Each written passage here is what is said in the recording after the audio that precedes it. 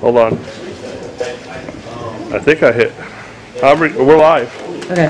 We're not live. It being 6:30, I'm going to call the Tuesday, May 28th Planning Board meeting to order. The tape's not on yet. We just turned it on. Oh, okay. The camera is on. Okay. So first on the agenda is Planning Board 19-05.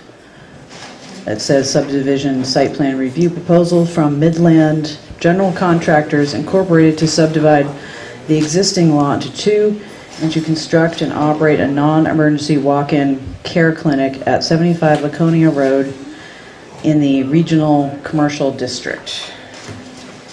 We have the application. Dari's making copies. We're making copies of it. And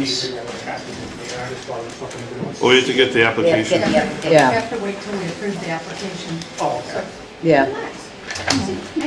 We might as well do the minutes here while we're waiting. We have the minutes of May 14th. Has anybody had a chance to read them? Yes. Okay.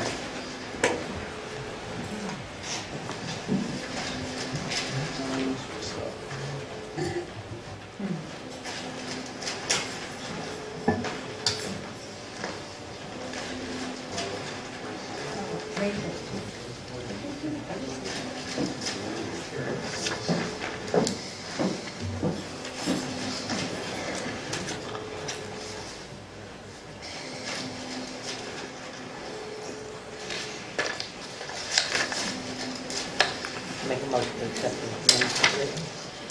Second it. Okay, motion to accept the minutes. A second. Seconded, and all those in favor of accepting the minutes? Aye. Aye. Aye. Okay. Let's see. I have a question, actually. Okay. Because these are May 14th, right? Yes. So it says. Because, well, no, because I, under other business, change of use review form for proposed church on Main Street. Mr. Jessamine expressed concern. I don't remember a conversation about a proposed church on Main Street, and Joe wasn't here. Joe was not here last time, which was the time that we had the attorney. That's not this one? No, this And is. we did discuss it, and we all agreed that the parking was an issue.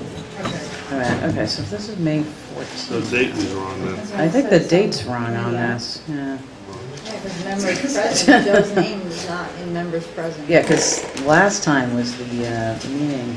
May Right. 14th was the meeting with the attorney. Was it? Mr. Bernard was here. Yes, but he Joe was here. wasn't here. Joe was not here. Joe You're was right. not part of a conversation, or the church conversation didn't happen, one or the other. What are you Right. guys just looking at? Sorry? May 14th Page minutes. 2, Other business? and other business, with the church proposed change of use for the church, and Joe expressed concerns. Joe wasn't here. It's the date wrong of the planning board meeting, I believe. No, wait a minute. From other business down to the 3 stars should not be there. Okay. That's right. But other than that, I think it's right. Yeah, because we had this and then we had our meeting.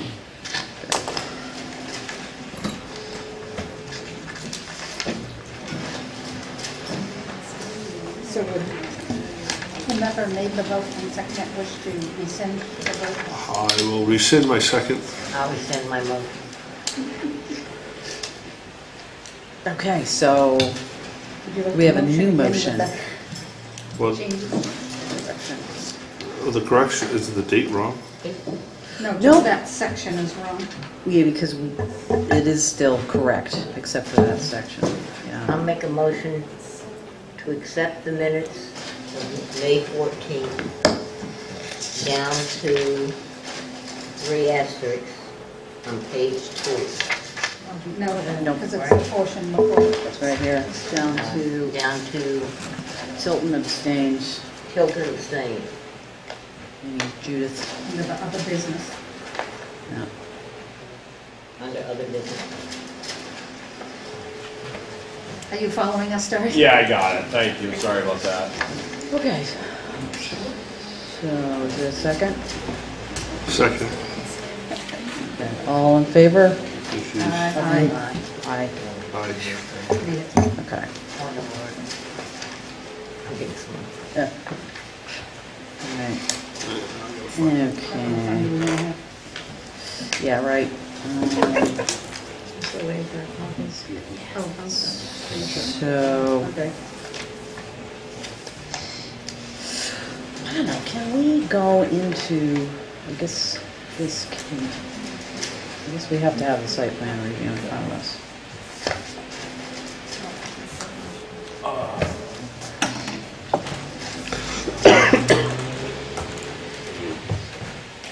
Yeah. We need stuff, yeah.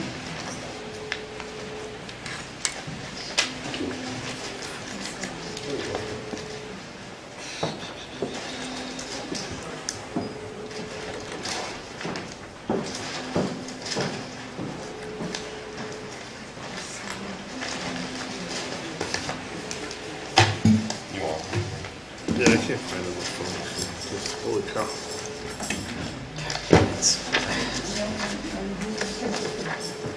I looked at it today, so Is this both cases? it's not. This is the application now. Bottom of the top. Bottom? Or is it the bottom of that page? Here we go. First one, you can- Weird. It's on the back of one page. Yep, it's towards the last few I got it. pages. What page is it from? This one? Okay, so we have the application. Well, yeah, it's just on the back of one.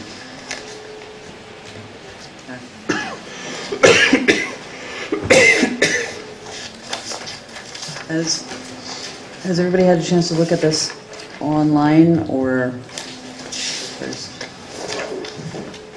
I've been looking at it online, so.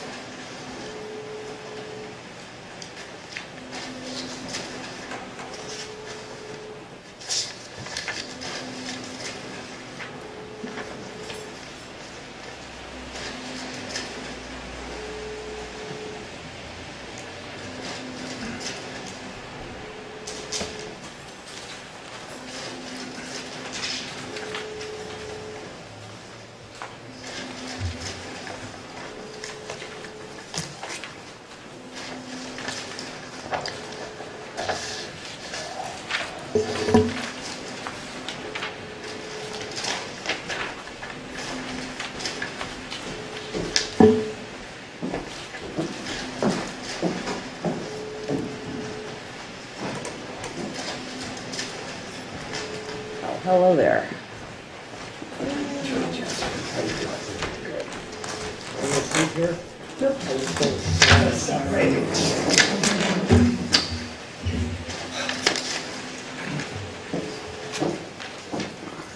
Did you have a chance to look at the application? Do you have a copy with you? There's one there. Oh, And then You're just gonna look at it real quick. you saw. I reviewed it. I did. Yes. oh, okay.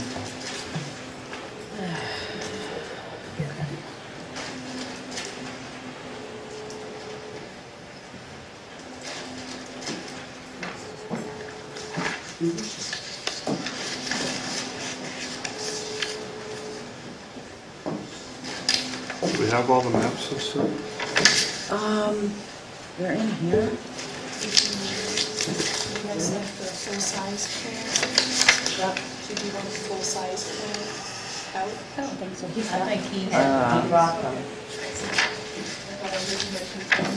Yeah. I'm just looking at the, No, we don't have them.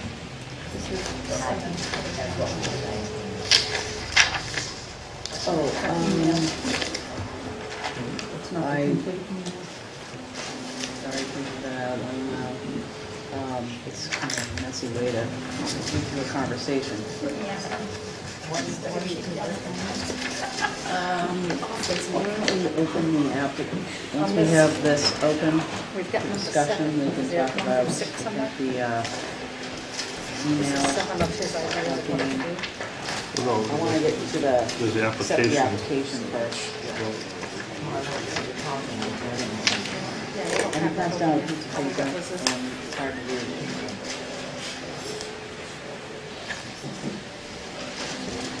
So we got up to, Should have 106, 206, 206. yeah. Take mine now. Okay. Well, nobody else on the board has it, that's all we just get. So we all actually need one. Sorry.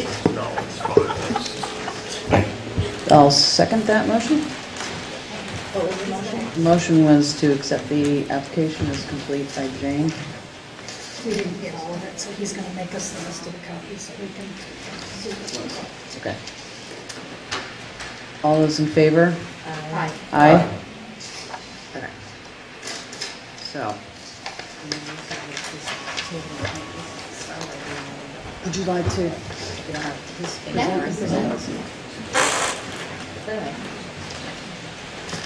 Okay, as you're all aware, Well, if you can. Yeah. So you can sit there in front of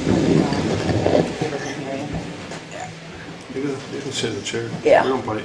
That's all right. our proposal is for a non-ambulatory urgent care center on the previously applied for footprint. I guess it's a coffee shop or something, at 7 California Road. Our size is restricted to the same size that was previously approved. We're below the maximum height restrictions by a long shot. This is a lease, a land lease. It's not subdivided. We are leasing from the landlord. Could you yeah, sorry. It's pretty noisy in here. It is a land lease. We're leasing from the landlord. Okay. Did you want to talk about your? Barry, do you have an easel? Barry's gonna walk Hold them away. up. Can I just hold them up here and talk louder then? Does that work? Yeah, you want to put that microphone up so capture you?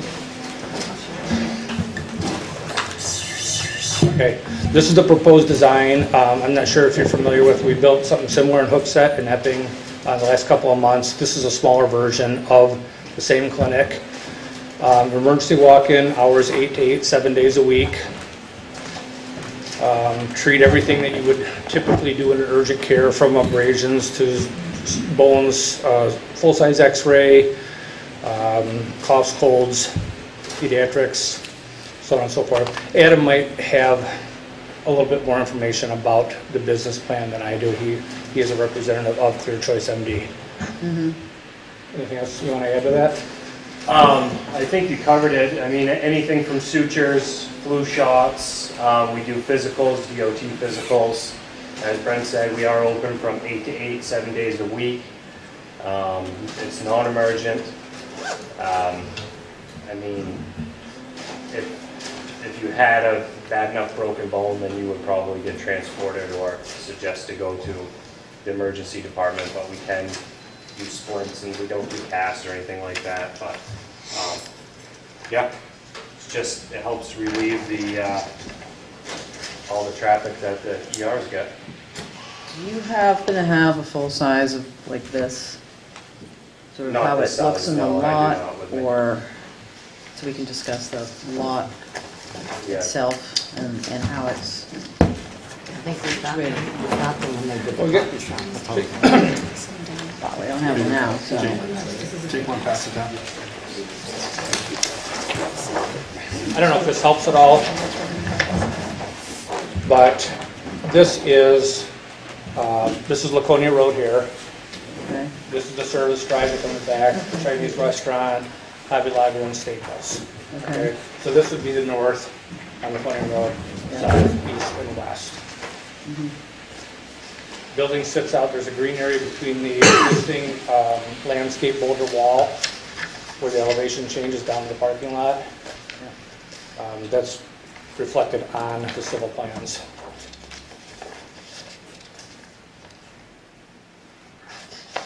So we don't have a site plan? Question, we do need the bigger one. Yeah.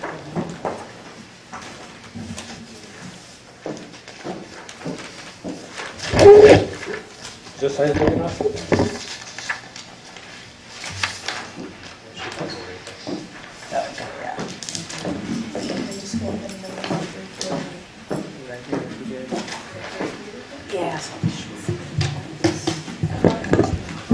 No, please, that's okay.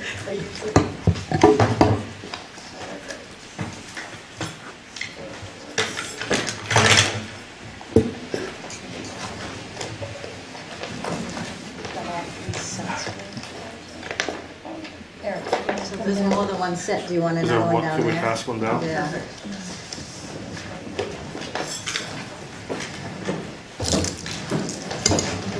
This is a second copy of the first.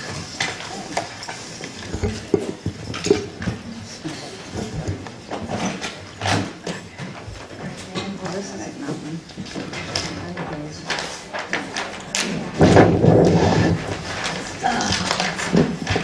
Demolition plan. Yes, I do that. Nuts and bolts, yeah. Some of these things. L1 shows the landscaping as well as the building footprint, maybe the best representation.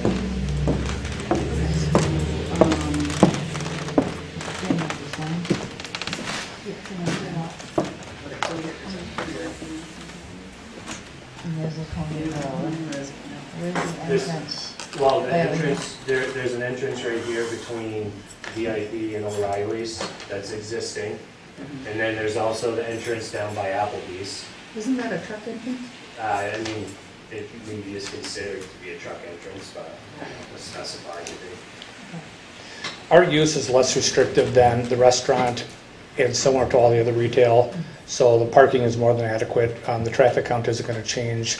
We've had the conversations with the DOT previously and Daria about possible signage, exit only, entrance only type signs, directional signs. There's also the entrance to BJ's, and then there's a road that goes behind that comes right here. And there's really three. Is that a private road? Does BJ's own that road? or is I that don't know if public road? BJ's owns the road or if VIP owns It's the road. not a public road. But you No. can't guarantee that you can use that road because it's Right. not a, No, you cannot. Sure. So do we need clarification on that one? Is this, that's being Yes. crosshatched, is this pavement being removed? So Or just, like this where are we access gonna here, do? is this road being No, removed? no, Is this just for utilities or whatever you're doing? in this? correct. This is, yeah, this is all, this is, This is utility easement. The utility plan will show the connections and the pipes running through here. Okay, so this is not being removed from, Until we actually start digging and find out where the water is, where the sanitary is, where the services are, we don't know exactly what we have to do. But, you know, these clinics, they'll have possibly 5 employees. no, I was just concerned if this was going to be no longer an access. No, it would be temporary, if anything.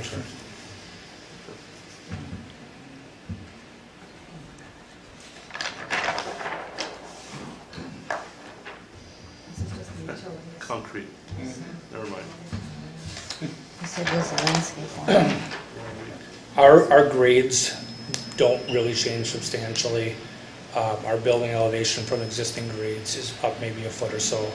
But, all the ADA compliance in this area, we'll have our own ADA parking, so we won't be encroaching on any of that. And our parking count is probably less than 20 based on the square footage of 2,700 square feet, 2,500 square feet. Yeah, 2,500 square feet.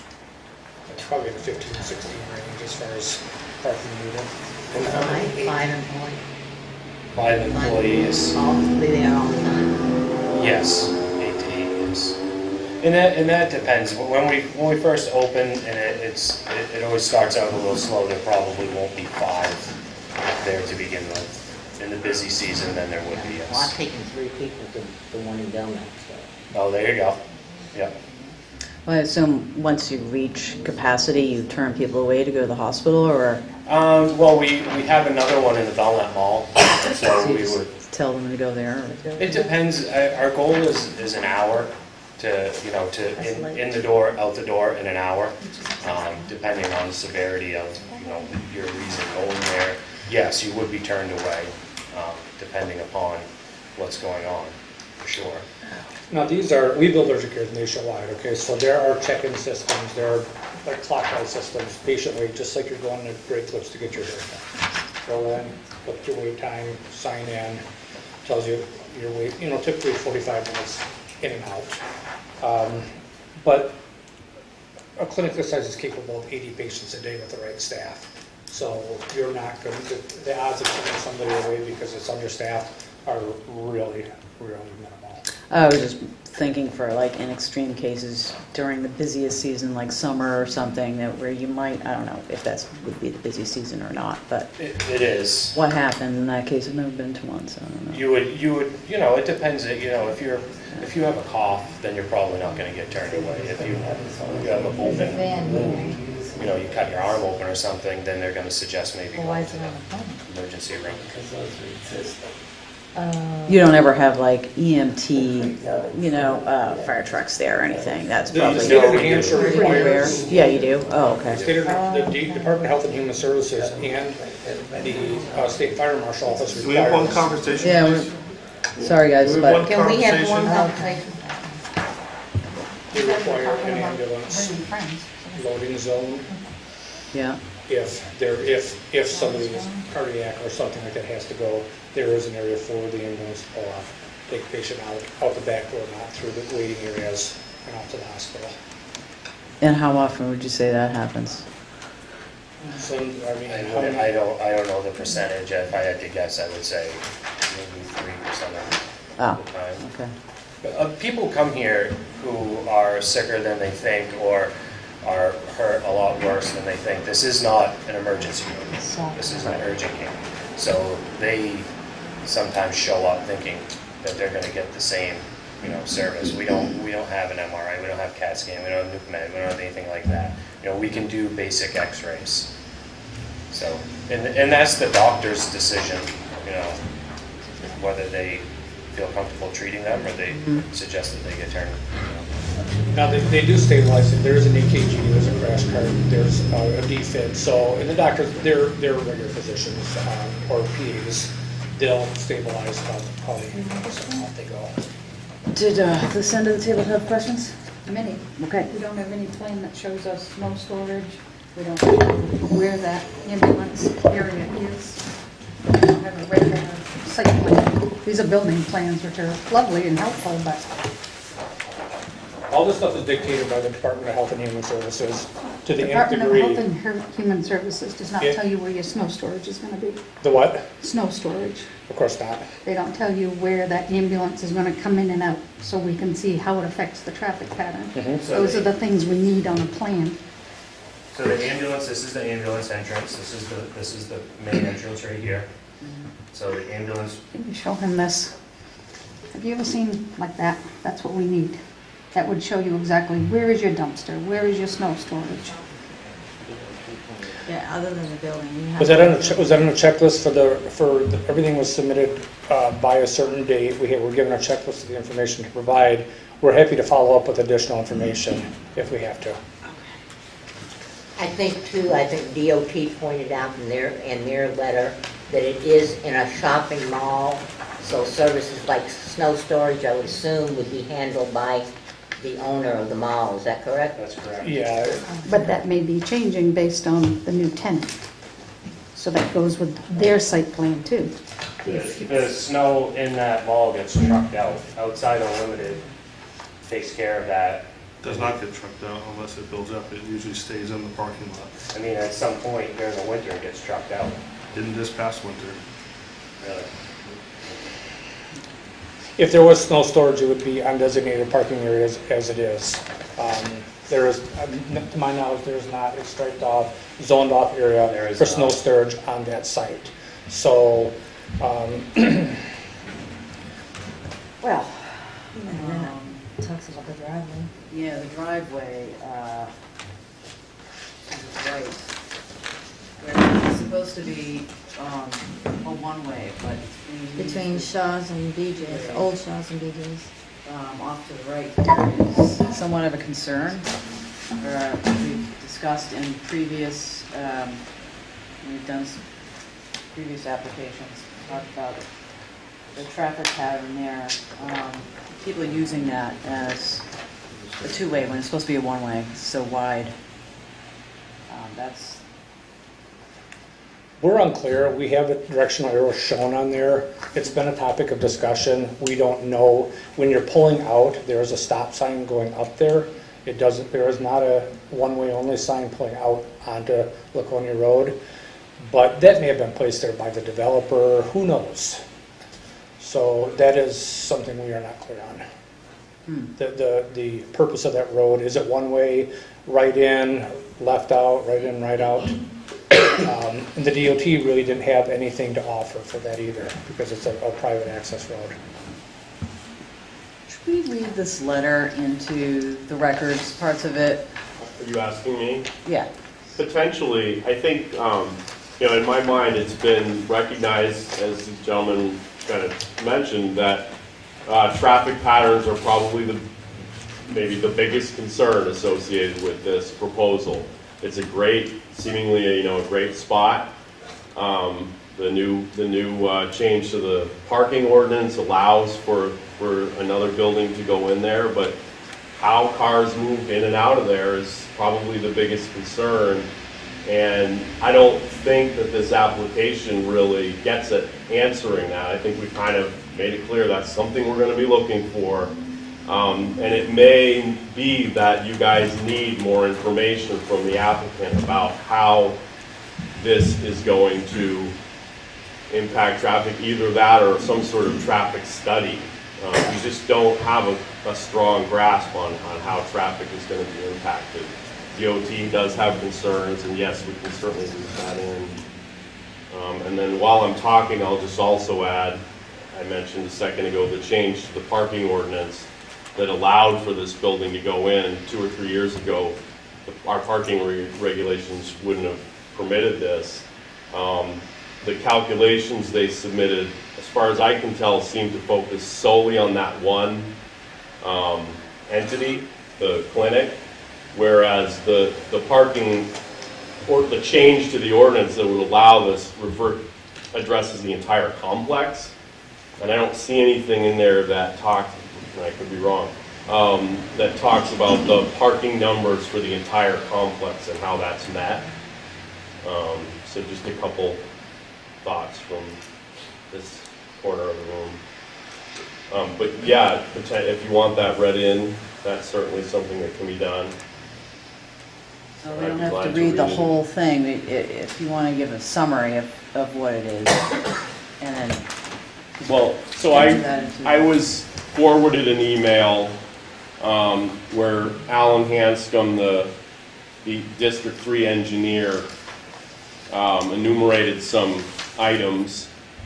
So in the road between VIP, BJ's, and Staples is intended to be a right-in with no exit. Then the signage and stencil pavements along that segment need modification. On Street View, the sign on the east side of the driveway, US 3 is down, I assume. On number 2, there should be an arrow stenciled on pavement between the edge of US 3 and VIP's connection pointing away from US 3. 3 on the back of VIP's building is a yield sign. I do not know what its purpose is. Perhaps it was intended to face westbound traffic to yield to cars coming down the one way, entering road because of their limited visibility with the rent retaining maybe wall. And it has been turned 90 degrees clockwise, either rotated back to its original orientation or removed. There should be a do not enter sign at the corner of VIP's retaining wall facing south to stop traffic from going up and entering the road. There should be an arrow stenciled on the pavement pointing away from US 3.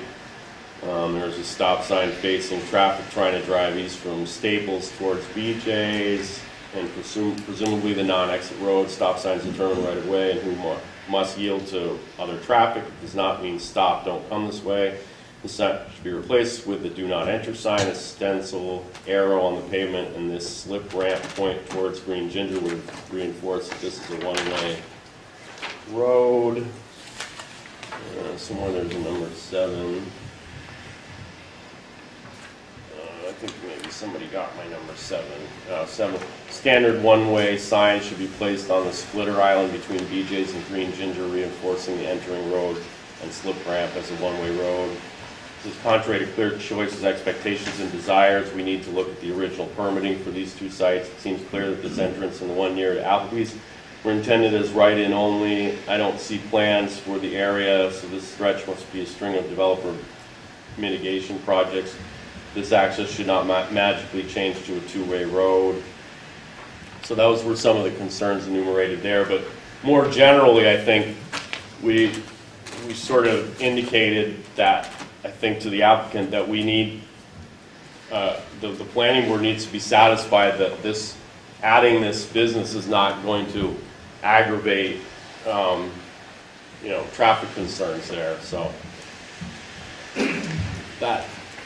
that information, I think you guys have made clear that you want to know that adding this business is not going to aggravate traffic concerns. So I don't know, if you don't feel like you have enough information, then maybe you need something more. We had the previous conversation about doing a traffic study. We were told we didn't need it.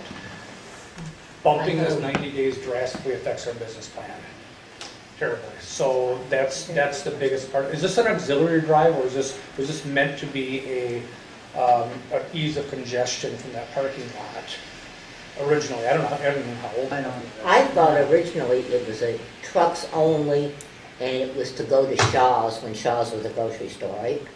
I thought that was what the original purpose of it was, not for in and out traffic, which I think people have turned it into, but I don't think that was what the intention was.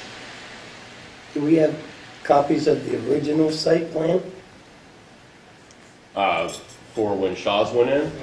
When that sure parking lot and access road and everything else went in, and we can see real quick what the intent was. Especially where he says we need to look at the original permitting for these two sites. We need to find out what the original... Because it used to be trucks in, only in. Exactly. I know, Joe. I remember that. So. And there was one-way signs, but those have all disappeared. Yeah. Yeah, it's probably at the stop sign that's there was probably added by the landlord at some time for whatever reason. It could be, but we need to see the original site plan to find out what the original restrictions were, because that hasn't changed. Good point. No matter what they're doing, in reality, the site plan hasn't changed. But what they're doing may require changes. Yes. Well, that's a whole other issue. Is that road truly defined as property of this or next door? It's same I thing. I think that Original ownership site plan. be determined, because we can't Say you tell can them use to somebody go else's. do something to someone else's property. The curb cut here, maybe, but if there's something else there that needs to be researched, I don't know if that's the right word, but I guess to find out where ownership of that is, if it's on the original site plan for the original plaza where Hobby Lobby is, then that would be a quick, it's got to be on the Hobby Lobby, it's got to be on the, what is that, VIP or BJ's plans. It has to be somewhere, it has to be on one of those streets. It didn't just pop up overnight. And I think we have to have that defined, because we can't tell you that we expect these changes to those pieces of property, and they're not. They're irrelevant, and you know, it's unfortunately that's the way it is. But it's, you know, if it is part of this, we call the Shaw's Plaza, Hobby Lobby Plaza, then we have a little bit more jurisdiction on signage and things like that. And we would agree we would agree to some concessions of restriping, resigning, whether we paid for it or the landlord did. We understand there's a mess there, but it would have to be limited. Obviously, we can't go out onto the highway and do things. No, I don't think we're saying the highway. I think we're just saying. I mean, I know I've seen people pull off of Route 3 down that and go into VIP. Right. I've seen people, you know, pull out of VIP and turn right there. I didn't see people turn left there, and you cringe because, right. You know, but that's neither here nor there. But it's, you know, down here there's it's like a race. It's like I always pretend I'm an IndyCar driver, right. Doing my little chicane, and just clarifying that I think what DOT is trying to do is prevent traffic from going north, if you will, up to Route 3 on that, and preventing that. I think if you see our directional arrows, they're showing in only on our plan. And now we do know that the civil engineers, our civil engineers have worked with the civil engineer that did the development originally to come up with this. So yes, we probably have that information and we can forward it. But it just, I think we have that information too, we should have it. Would you like me to go find that for you, or do you want to wait for another meeting? If you think you can. So do you guys want to open up Yes. old case files right now? well, I don't know is it old case files, or is it just looking for plans for reference so that we can define what we're looking for. At least two of us on the board remember when there Probably were in the signs basement. saying do not enter. They're old now, yeah. So, you know, I suspect it probably was when the Shaws went in, or that's when I would suspect it was done. But I remember the signs, and Joe remembers the signs, and they've disappeared. And I personally have used coming out of BJ's and going down there, which I know is probably a no-no originally. But there are no signs telling me that I can't do that. So that's what's happening. People are saying there are no signs, I'm going to try it. But also, we can't approve for some traffic pattern on that lot. No, we because they can't. don't own that lot. No. Right. That's why we have to find out who owns that lot. Do we want to ask now for a traffic study, or do we just want to continue finding information on the old plans? I think we need both. I don't see the need. Traffic study is going to take us 2 months to get. Right Wouldn't now. a traffic That's the study problem. just give us Route 3, or would it give us? I don't think this is going to generate enough traffic to create a traffic study. All right, No. one person at a time, but if somebody wants a traffic study, then I guess they could make a motion. Would it be reasonable to ask for a partial approval, maybe provide some type of bonding with an agreement that is taken care of and rectified prior to occupancy? Can we do that on this? I don't think we should do that now.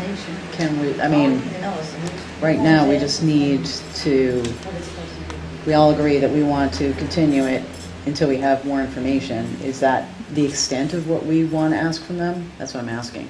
Yeah, We don't know that. I would say so. We haven't heard from the public. Okay, right now, though, we do need to open up the public hearing. And go ahead, Dari. Just a thought, it's common that you guys send new construction projects out for a third-party review. If you were going to do that in this case, perhaps you could actually seek the opinion of the third-party engineer as to what type of traffic analysis might be beneficial. You know, the traffic study has a scary sound to it. Really what you guys are looking for is affirmation that traffic is going to work in that place, whether that's a traffic study or something else. Just an engineer. Each Nordstrom could potentially help with it, so. Is there a reason you're just not using the light at Applebee's?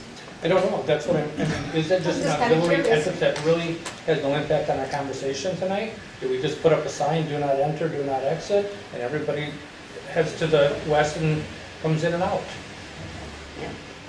I think so. Yeah. That's exactly what we need. Yeah, I think that's kind of, As long as there's a do not enter into that one going between VIP and Shaw's, Hobby Lobby, and it's only in traffic. And that Spikes in the ground. That's how it's shown on our plan, it's shown in only with the directional arrows. Okay, I'm going to open up the public hearing. Does anybody have any comments? Shaw's Plaza was put in Wait a minute, can you say your name? Scott Davis. Got it. Shaw's Plaza was put in 1998. The entrance to the trucking was off the light around the back of the building, off the Staples end. That's how the trucks went in to go to Shaw's. In 2000 or 2001 BJ's, what you're talking about, I believe, is on BJ's property. That entrance was used for the trucks to go in to bring material into the BJ's lot.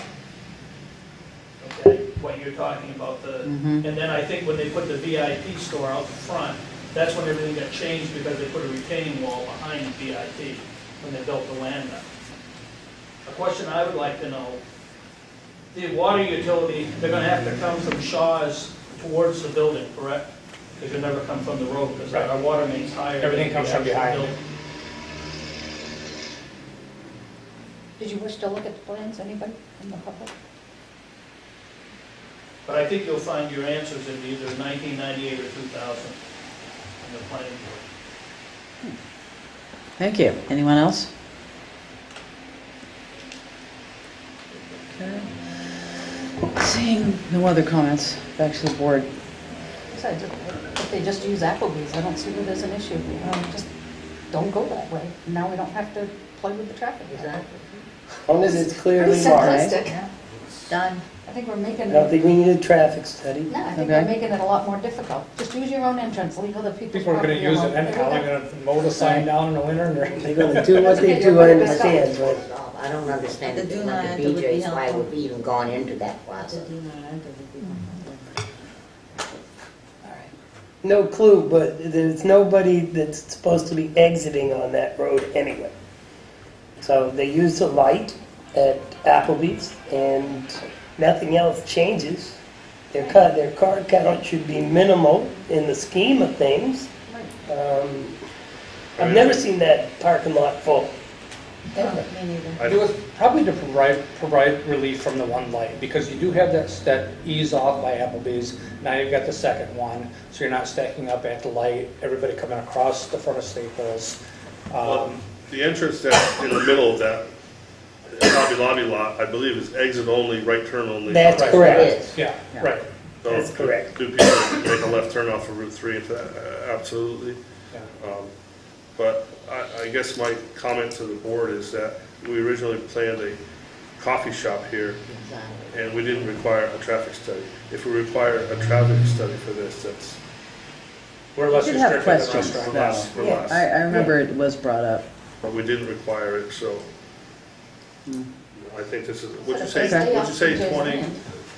What's your parking count per square foot? What's your regulation? No, what's your, what, you had said how many people come through this a day? Oh, well, this would be, probably a 30 This is probably a 30. patients per day, 12 hours. And then throw in 10 staff Oh, you in said and out. 80. Five. Five, well, yeah, but 10 trips in and Yeah, out. right. So that's 40 car trips a day. I really don't see, Even if it built to the 80, you have 10 people an hour going a if half. they go out for lunch, Right. if they go out for lunch, you're at 50. Right, right. Yeah, it's They not go to a, Applebee's or Green Ginger. And our signage is going to be over on that monument sign in front of Applebee's. So the sign isn't going to be down by. So there's no additional signage except for Except on the building, correct? It- All right, do you have any additional lighting? No. I mean, Just the other lights than that are there? Okay, right now, there's currently an island with one light, we're taking it out. Our photometrics showed we need 3 new pole lights there, LED downlights. All downcast, Yeah, right. pointed away from the road? All right, right, so Would there what be do we any have? lighting on the back of the building that would be at street level? Yes. So how do we On the urgent protect, care. how do we protect that? Traffic. Just a sign though, right? A lit sign? No, you're It's talking- just this just says urgent care. No, is there any like? There would probably be a wall pack for security, but it could be directional. And it could be. What I'm worried about is I not knowing what street level is and light level is. You know, if there's lights that are, Nothing would be shining towards the. yeah, that's what I'm going to make Towards sure. the- It's nothing no, shining no. It's towards. all downcast too. Yes. Yeah, but that could. We could address that in plan review too, with the building review, and just make sure that it's directional baffled down only. All right, so are we continuing this, or what? What are we doing? We still site planning? I think so. Everybody's in agreement. I'm good. Yeah, It's good. with that restriction. It's not labeled on there, that's all.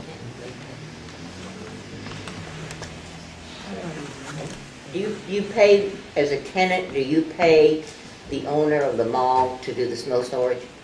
Are you involved in it at all? We will, yes. Okay, you will pay them, so it's not It's not us. your personally. responsibility to Correct. take, okay. Yes. But you're not going to go out and get ABC company and they have XYZ company. No, Okay.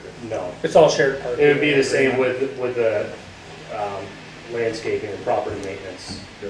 You know, I would look at it like that. We're not gonna have somebody else come mow our little patch of lawn. Yeah, No, for some reason I had in my head that this was a subdivision, so it's. it's not. Families. It says in, I'm sorry, Doesn't it say it's a subdivision? it does in the It agenda, does, it's yeah. not. Maybe that's where I got it in my head. Okay, so do we have a list of conditions, or what are we doing here? I think, Yeah, you do not intersign. I think they need to follow the DOT recommendations. Well, the difficulty with Well- a lot of those DOT recommendations, not on their link. Right, so I don't know how they. This is on the that's neighbor's problem. land. Yeah, If it belongs to this place, then you have to do that, but, How do we find that out, I guess? so we're right back to the original site plan. We don't know who owns it. right. You say you were working with the original engineer on that whole inn thing by the, Right. it would seem as if the original engineer worked on that, it would have to belong to the plaza, right? Probably, yes. You recall what it was? I don't know. Well, Who owns the lane that comes down, whose parcel, I mean, Wouldn't that show on the tax map? and on the, I mean, isn't it on the site plan? It's vague on the site plan. It's doesn't showing say lot who owns pins. what. It also shows VIP. So the site plan doesn't show lot lines? I mean, it does seem to me, you know, that we need, you guys need you need them to demonstrate that the plaza complies with parking, and it should. I mean, that's, again, the zoning change allowed for that, but I didn't see anything on the plan or in the submission that showed parking calculations for the complex. And then I would expect the site plan would show lot lines. There's also an access agreement that should have been recorded, so that might be a way to pull it up also. Okay. So I mean, you know, maybe a Up in that back corner. conditional approval could include requiring, well, of course, if you, Right there.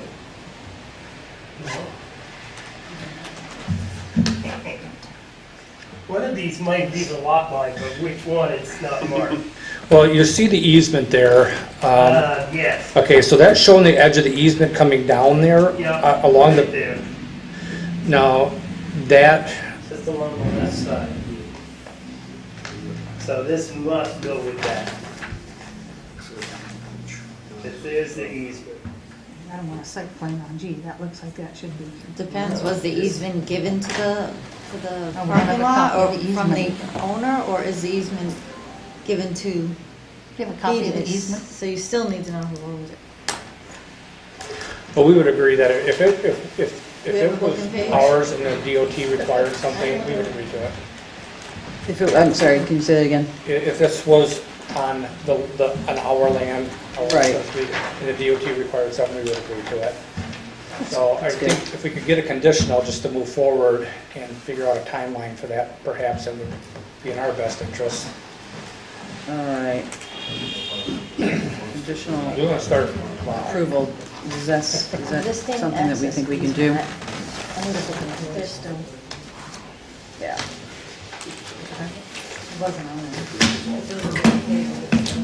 think, well, maybe they go here.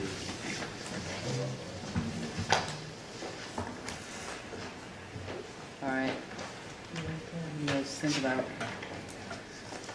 conditional approval? Is that something we can do? I think, part of that condition has to be determining who owns that. Yeah, Yeah. that's, so how would you phrase that?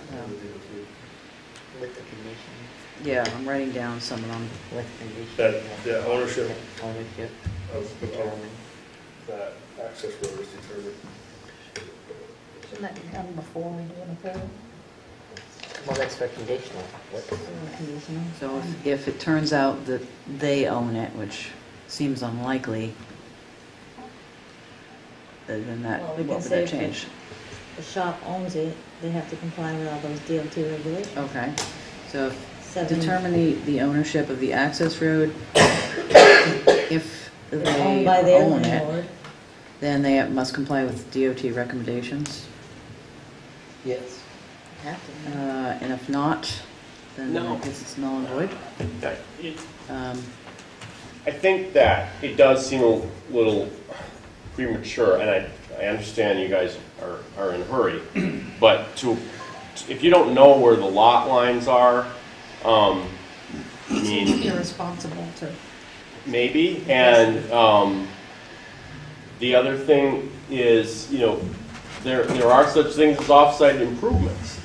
If just because they don't own the infrastructure that is creating a potential nuisance doesn't mean it doesn't have to be addressed, or the nuisance doesn't have to be addressed or alleviated.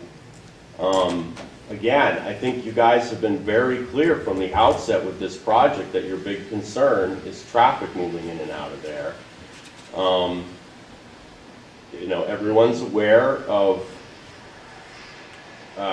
that situation. Everyone's aware of the situation here, and yet there's not information before you guys to answer any of those questions you have.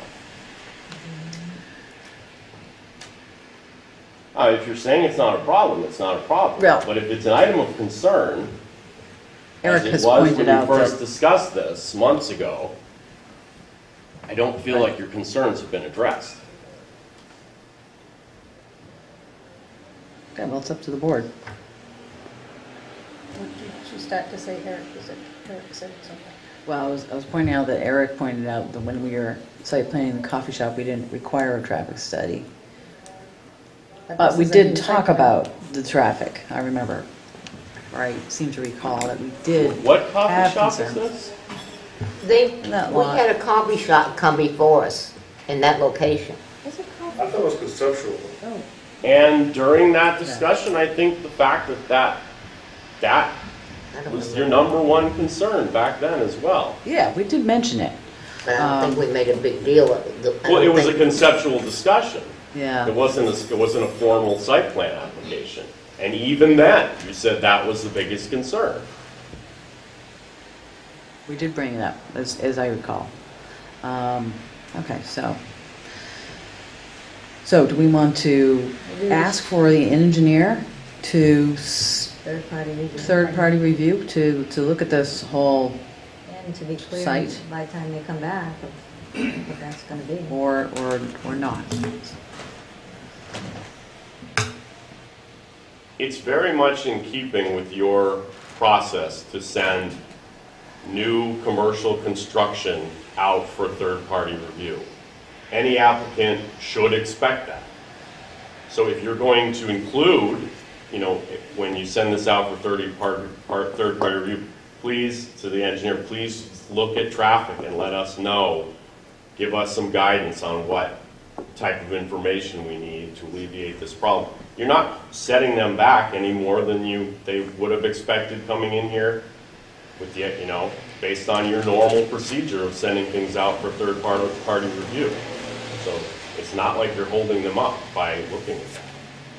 Unless you were of the mindset that this particular project doesn't need third party review. And then I guess,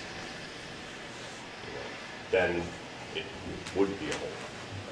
What could the timing of that be? We've been fortunate. The person who does Tilton's third-party review is very quick. The next planning board meeting is in 3 weeks, I believe. There's a strong chance he could have a review back to the planning board in advance of that meeting. No, our next meeting is not the, Okay. we're the next to last. Yeah. So We it's 3 weeks. have, not that this is. When's the next meeting? Sorry. But based on the checklist that was given to us, we provided what June was out. 11th? If there was additional information needed, it should have been known, and that should have been given at that time. We have partnerships, we have investors, we have deadlines, we have opening dates for school openings, things like that. That's our concern. So can we keep the ball moving forward with plan review, have the permits ready, putting the foundation at risk? We know the building's going to be okay, but it's just what do we have to do to strive? That's why I suggested bonding over it for something. Wait a minute. So when the next planning board meeting is in 2 weeks, is that it? Yes, yes. And June 11th. Okay. so are you saying, are you asking to move forward so that you can be at that next meeting, or? So at the time of that meeting, if everything is resolved, we have a building permit, we're ready to go. Because it's my understanding that the building review process is being handled right now. The plans were submitted last week for that. So that would work fine for us if at that point, we could get an approval at that point for the building, the permit, and the site. So I guess it's all a matter of the third-party engineer's Right. availability. Right. We've been lucky. Certainly the planning board could, obviously they have the option of conditional approval tonight, or more in keeping with their procedure would be to send a project out like this for third-party review, continue to the meeting 2 weeks from now with the hope that the review would come back. If we get in touch with the third-party reviewer and it turns out that he wouldn't have a review ready for that next meeting,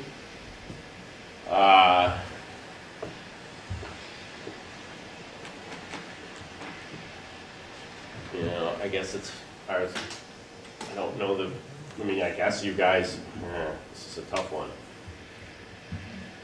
You wouldn't want to say, if he can't do it in that time frame, forget it. We don't need third-party review. That doesn't make any sense. I guess we could try. And if he can't have his review done in that time, then that, I suppose, would set it back to the next meeting in June. What bearing does this have on the viability of the building? It's, Access and no, parking. it's the whole site. It's not the building. Not just the building. And as It's the access, pointed ingress out- and egress, traffic. That particular section of Route 3 is insane sometimes.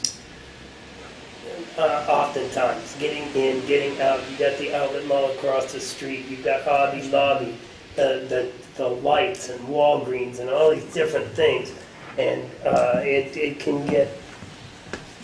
It's a thing. I'd make sure you know who owns that part and where the lot line is by the time we come back. Well, I'm sure we have the information. But we would want to work with you prior to that to get it all. So I think we need to give them a task of what they need to accomplish for the 2 weeks. And I think the biggest thing is the ownership of that access road. If the ownership of the access road were an issue back with the coffee shop, I feel it should have been brought up to us and dealt with a little more I don't The know how many clock? times I've said this has been brought forth as an issue since every time we've had a conversation about this project. So I don't know where, it has been brought up. If you're saying it should have been brought up, Well, it's it just has not on, been it's not brought on up. the checklist of information we were supposed to provide. If we needed to provide the original plat for the property, we would have had it. So let's move on, we'll get what we need. And, Yeah, because lot lines. No, I mean, you need to show boundary lines, you need to show parking calculations for the entire complex. And yeah, we can send it to the third-party reviewer, and he may likely find some other things that need to be added to the plan. And again, that is very common to expect, to not expect third-party review on a new construction project like this. That you should expect that, let's say. I'm not sure that this information is not on here yet, but it's kind of hard in this set of plans. But in any event, I'll let Steve from Casco clarify for us. All right. To be the best way to go about it. Okay, so, looks like we're continuing. Well, let's give them a list of what we need to have. Right, well, we're continuing with the With the following conditions. following conditions. Well, it's not the following It's conditions, not the following conditions. it's just, let's give him guidance. He's looking for Right, guidance from okay. us. Lot line Let's review provide we it. need. Because if he comes back in 2 weeks and we say, oh, we didn't, he's gonna be like, well, why the heck didn't you tell me? But Eric, also, the third-party reviewer is going to provide comments as well. True, absolutely. Okay. Right, and then he'll Third-party receive that. The third-party reviewer should know what our concerns are, what things we're focused on. His building is probably not an issue. His snow storage is not an issue. It's ingress and egress is our main concern here. I would Exactly. say that we addressed that in the plans. It's showing in only, and I don't think we came up with that on our own. So somehow we arrived at that. That's why it's on there, but we'll look into it. Yeah, I mean, sometimes these things come up, as a planner said, Right. that it's not your fault, but it's Oh, I just know, I the know. situation of the lot, I'm just, pre-existing concern. That's a Okay, hot so- location. You know that already, right? That's why they wanna go there. So, we don't know what the engineer is going to come up with, but we would like you to demonstrate that the plaza complies with the parking regulations and do the parking calculations for the whole lot. We need. is it all zoned similar? All the parking requirements should be the same, it's all retail or medical office should be the same sort of parking. No, it's for complexes. There was a new provision or whatever line added to the parking chart that says complexes, and it's that calculation. And until we had that, you guys couldn't expand. Okay. And we were looking at it like, this is crazy. There's tons of parking in here. We've got to add a line that allows for that. So I look for that one. It's specific to retail complexes. Yeah. Okay. We need a plan with lot lines. We would like to determine the ownership of that access road. And if it happens to be under your ownership, then we'd like you to follow DOT recommendations for that road. And that's it that I have. Will those comments be published on the meeting minutes tomorrow online or anything? They'll Probably be won't be published online, on the meeting minutes, right? Yeah. But they won't be ready tomorrow, in 5 days. All right. I mean, I can just jot them down. But the video will be live, posted tomorrow. In theory. Huh? You In have a theory. summary I'll just jot them of down. this email with DOT, right? DOT? Yeah, Yeah. and they listed the 7 Right. the good And I guidelines. just, Put clear I think that's delineation of why we lot did what we did. lines. He says he thinks it's on there, but he doesn't That'll know. give you some more guidance as to.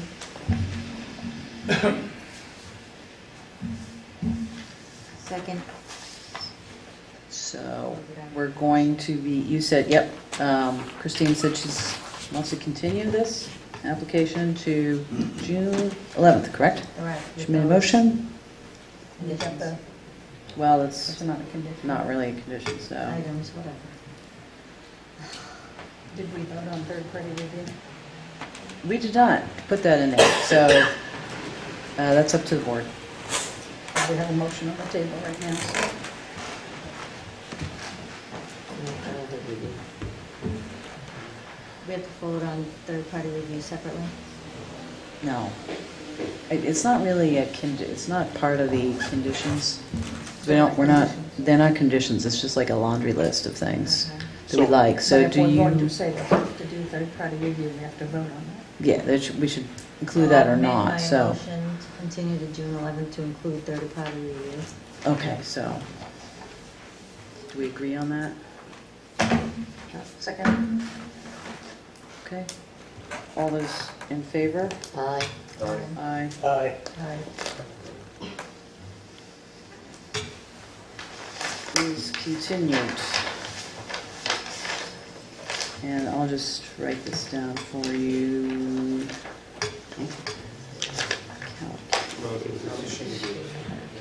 Sheena, you want these back? Are these yours, sir, or are these Sheena's? There's a board. These are yours, I think. Sorry. Three.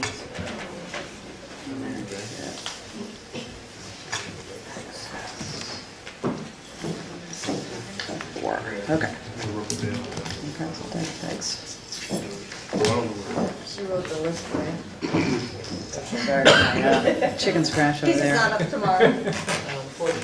Okay. All right, thank you. So who's you. going to be our contact then? Sheena. Sheena? Oh, yeah. I'll direct information. Yeah. Do you want to keep looking? or do He's you gonna want to keep get in calling all contact you locations? regarding the third-party Yeah. review, et cetera. Yeah, sure. We'll keep it all together. Alrighty, thank you. Thank you Very very much. much. Okay, we have Planning Board 19-06, a site plan review, and it says conditional use permit for wetlands. Proposal from Michael D. Dion and Bianca T. Dion to construct and operate a car wash at 596 West Main Street in the General Commercial District. And we have, We have the application. have the application? Yeah.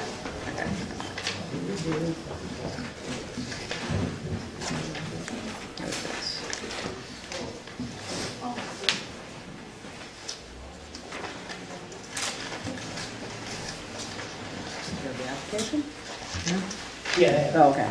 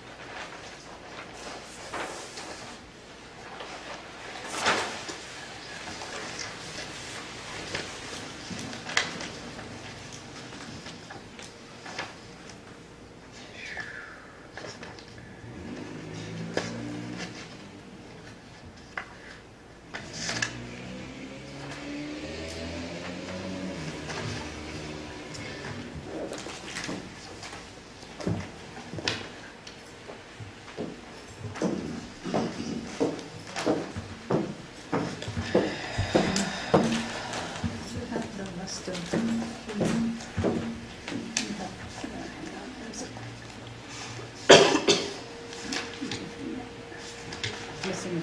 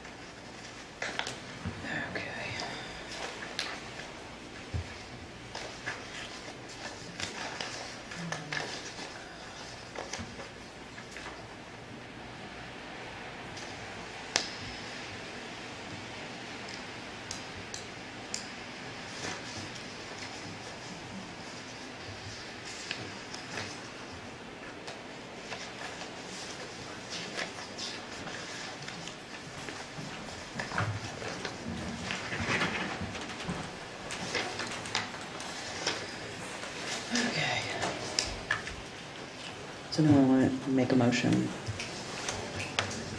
This application?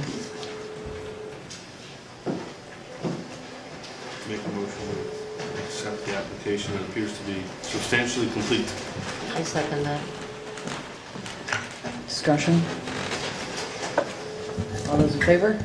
Aye. Aye. First thing you have to do is Yeah. discuss regional impact. Okay, so,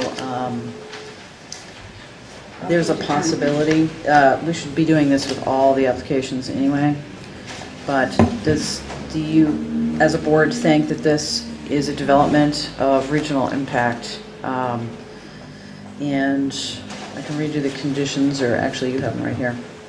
Which way do you want? We just have to list or full? I think just, so according to RSA 36:54, dash 36:58, reading the requirements to determine if a project is of regional impact. There are a list of conditions: relative size or number of dwelling units as compared with existing stock.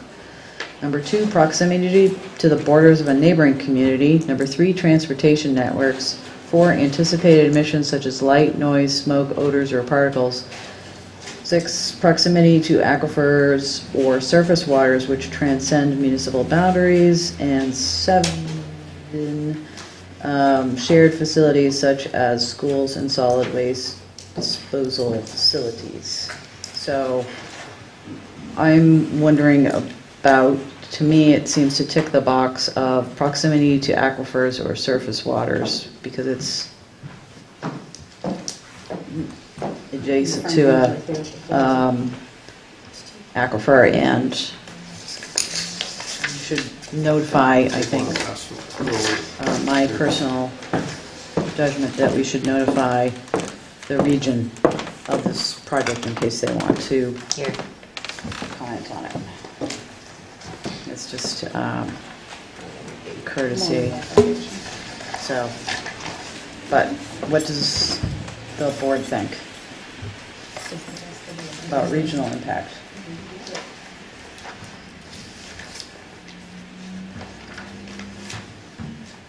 I think the only one that applies is proximity to borders of Franklin, but that's, Proximity of aquifers and surface waters which well, transcend I thought they had municipal addressed that, I'm just looking. So it is in the groundwater protection overlay district, and they're asking for groundwater, according to the application, they're asking for a groundwater permit. It But says here, on the stormwater agenda, management and drainage plans have been prepared and provided by John Roque, the consulting. For specific details, reference is made to the plan set submitted with this application. In addition, a drainage summary and stormwater operation and maintenance manual have been included as part of the application. right, but the question remains, is it, according to the requirements that we're supposed to look at, is it proximate to an aquifer or surface water, which transcend municipal boundaries? I mean, according to that, then, Well, the previous case we just had, we didn't determine that. Oh, and we didn't when Dairy Well, Queen enlarged. if we did it incorrectly before, though, then that doesn't mean we should still do it incorrectly. We just had a case where we didn't determine. You had this information available to you at the previous case, and you didn't consider Well, it. because we met with an attorney who advised us to err on the side of caution when it came to this. It's not an attorney, it says So- section 3656 states, doubt concerning regional impact shall be resolved in a determination that the development has a potential regional impact. That's part of the RSA. And probably nobody But- will comment on it, but. If they provided a plan for groundwater and stormwater maintenance, shouldn't we look at that and see? Do we know it's not over an aquifer? I don't believe. Well, so, I mean, we can still look at it, and what happens is it goes up to the region, and it's just like noticing the abutters. Our bordering towns being the abutters, do they want to be notified of this? That's all that happens with this regional impact. I know what happens, Oh, but I'm okay, just all saying, right. we went to one, for instance, in Belmont, Right. when it was something being done right over our aquifer, and that wasn't considered a regional impact. I don't think we even know. I don't believe this is over an aquifer. Well, it's over and they- groundwaters. That's, Done. Everything's Yeah. over groundwater. I would just say that I do not believe the intent of the statute was to trigger that every application that comes in where the land is over an aquifer that straddles municipal boundaries should automatically become a development or regional impact. I also don't think the statute was intended to trigger that every development abutting another community or close to another community automatically goes to development of regional impact. So there's that. I also would say, the chairman's decision to bring this up on this case and not bring it up on other cases doesn't mean the chairman is not applying the statute evenly. She knows that this is right on a municipal border, and she knows that it's over an aquifer. She also knows it's a project that involves the usage of a lot of water. In this case, though, I think the applicant explained that water is largely being cycled, and the water usage may not have that much of an impact on the aquifer. So I'm throwing out just some various facts, obviously, on both sides of the matter. I just wanted to make sure those were... We also have no, to you're try right, because it's probably being cycled, and there's a plan for the stormwater. the only risk is, do we get in trouble with this down the road? Because we haven't noticed it. Better check the other towns.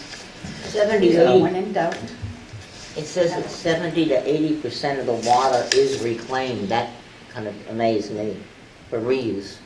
So So it's not going into the we're ground. not discussing that though. We're in discussing conjunction with whether- that, what happens to the other 20 to 30%? Where does that go? No, It that's goes not, into that's the- not Joe's. That's like, right now, it does fall under needing. If it doesn't go into the ground, then it doesn't impact the aquifer. That's the only reason I asked. But also, you have, Doesn't drain into the river, does it? eventually, that's not far from. Goes into the sewer, I would assume. If it goes into the sewer, it doesn't drain into the river. If it goes into a storm drain, that other 30% of the wash water, that's definitely an issue. That's why I was asking him, where does the other 20 or 30% go? If it doesn't go into a storm drain, then it goes into the sewer and it doesn't go into the groundwater, at least not at that location. So, They have it says they have a 2,000 gallon I get tank. that, but there's a 20 to 30% that's unaccounted for. No, I think it- Just for the record, Dave Dolan for the applicant. I don't know if I'm welcome to speak yet, but Probably talking not. about the car wash water is recycled, 70 to 80% of it's recycled, the remainder goes into the sewer system. Into the sewer, okay, that answers my And you question. have- If you're dealing with stormwater runoff, which is contained on site. That's a separate thing. I don't believe we're in the aquifer overlay. No, You're not. We're in the groundwater protection overlay district, which Yeah. basically everything from the town line, a mile or two to the east, not all the way to, where we're sitting here, but everything that's south of Route 3 to the river is in the groundwater protection overlay district, properties across the road on. We're 750 feet or so from the Winnipesaukee River, and just, I'm not sure the distance from the town line. But just for reference, I've tried to outline this little area here in red, which is the property, just to give you a perspective of where it is and what's going on around it. So I see the top part, but I don't see, okay, I kind of see it. That's the only. All right. Do we want to just vote on this thing and get it out of the way? It This, says, when yeah. in doubt, have regional impact. Just do the- Sounds like there's do a doubt. vote and make it simple. Okay. Do we want to send this to the development of regional impact process and get it noticed out to the other towns? All those in favor say, Well, we don't have a motion in a Yeah, second. you need a motion, not a question, not a question. all right, well, it's Yeah. basically a motion. Yeah, case, almost. Do you want to make a motion? No, because I want it to go to. Right, regional make a impact. motion. Yeah, make a motion. I make a motion that this case be sent out for regional impact to the neighboring community. Do I have a second? Second. Discussion? All those in favor? I, Aye. Judy, I didn't hear that motion. I made a motion to send it out for regional impact study, so that we notify Franklin that it's going on, so if they have any input, they can come in and speak. Because of the septic, sewage, rather? In traffic. Oh, It's not for discussion. affecting traffic in Franklin? Because Franklin dumps right there, that's where the town line is. So it's going to affect what's going on Route 3. Oh, you're talking about septic waste then? You're talking about going into the Franklin system? No, it's a Talking different, about cars going back and forth, I think.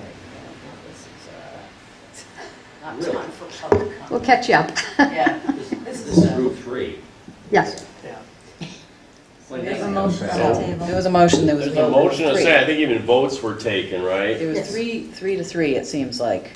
3 in Okay. favor, Well, 3 I don't know against. any nays. So, right? So You that gotta means, ask who doesn't. It All right, who fails. is not in favor then of it? aye. Aye. No, or nay, No, nay. You're a nay. Okay, so it's 3-3, so Okay. it fails. So, okay. So continuing on, so it's not going to go to regional impact. And we've got the application in front of us, and would the applicant like to come forward? Sure, again, Dave Dolan, the surveyor of agent for the applicant, Bernie Temple, a rookie consulting who prepared the stormwater management plans here tonight, part of the water wash maintenance cost, and basically sets these water washes up. The owner is here, Mike and we have the guy on here as well. This is a copy of one of the sheets in the set. I have a copy of the plan set here as well. Just one of the sheets out of it, and I also have a copy of the architectural plan prepared by the architect. That was submitted with the application. Properties at 596 West Main Street. And just went over, but it's on the south side of West Main Street. In the general commercial zoning district, and it's within the groundwater protection overlay district. We previously had a drawing on it, but that was removed a few years ago. It's a vacant lot in this field, basically, trees and shrubs around the perimeter. There are utilities available, there's a sewer line, a manhole in front of the adjacent property, and then, based on the information I got from the sewer commissioner's office, there's a sewer stub that runs to the front of the property. We did not actually find a sewer manhole on site. Sewer stub on the frontage of the property. There's water available across the road to the site. Gas main runs down the south side of the road, power, etc. So we're proposing a car wash, automatic conveyor tunnel type car wash with 8 outside vacuum bays. The one on-site employee with the proposed hours of operation 7 a.m. to 9 p.m. The building is 2,400 square foot building approximately, which has the conveyor car wash, tunnel car wash in the front half of the building, and the rear part of the building is an office and restroom and storage for the wash products, equipment, mechanical room. This plan shows the exterior of the building, the elevations, pretty much flat. Bring that over here.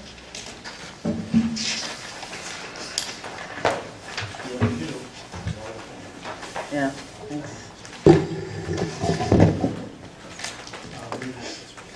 Got a single access to the property in the middle of the lot, about 230 feet of road frontage, if I remember correctly, 223. We did submit a driveway permit application to DOT, and we did receive a permit. I do have a copy with me. At the time we submitted the application, it had not been approved. You may recall we were in here about a month ago, a little more than that, for an informal discussion. Since that time, we reduced the access around the building, so that we pulled out the driveways within the lot so that they comply with the side and the setback lines. There's an access entrance, and then enter from the west side of the tunnel. There's a bypass line to the rear of the building if needed.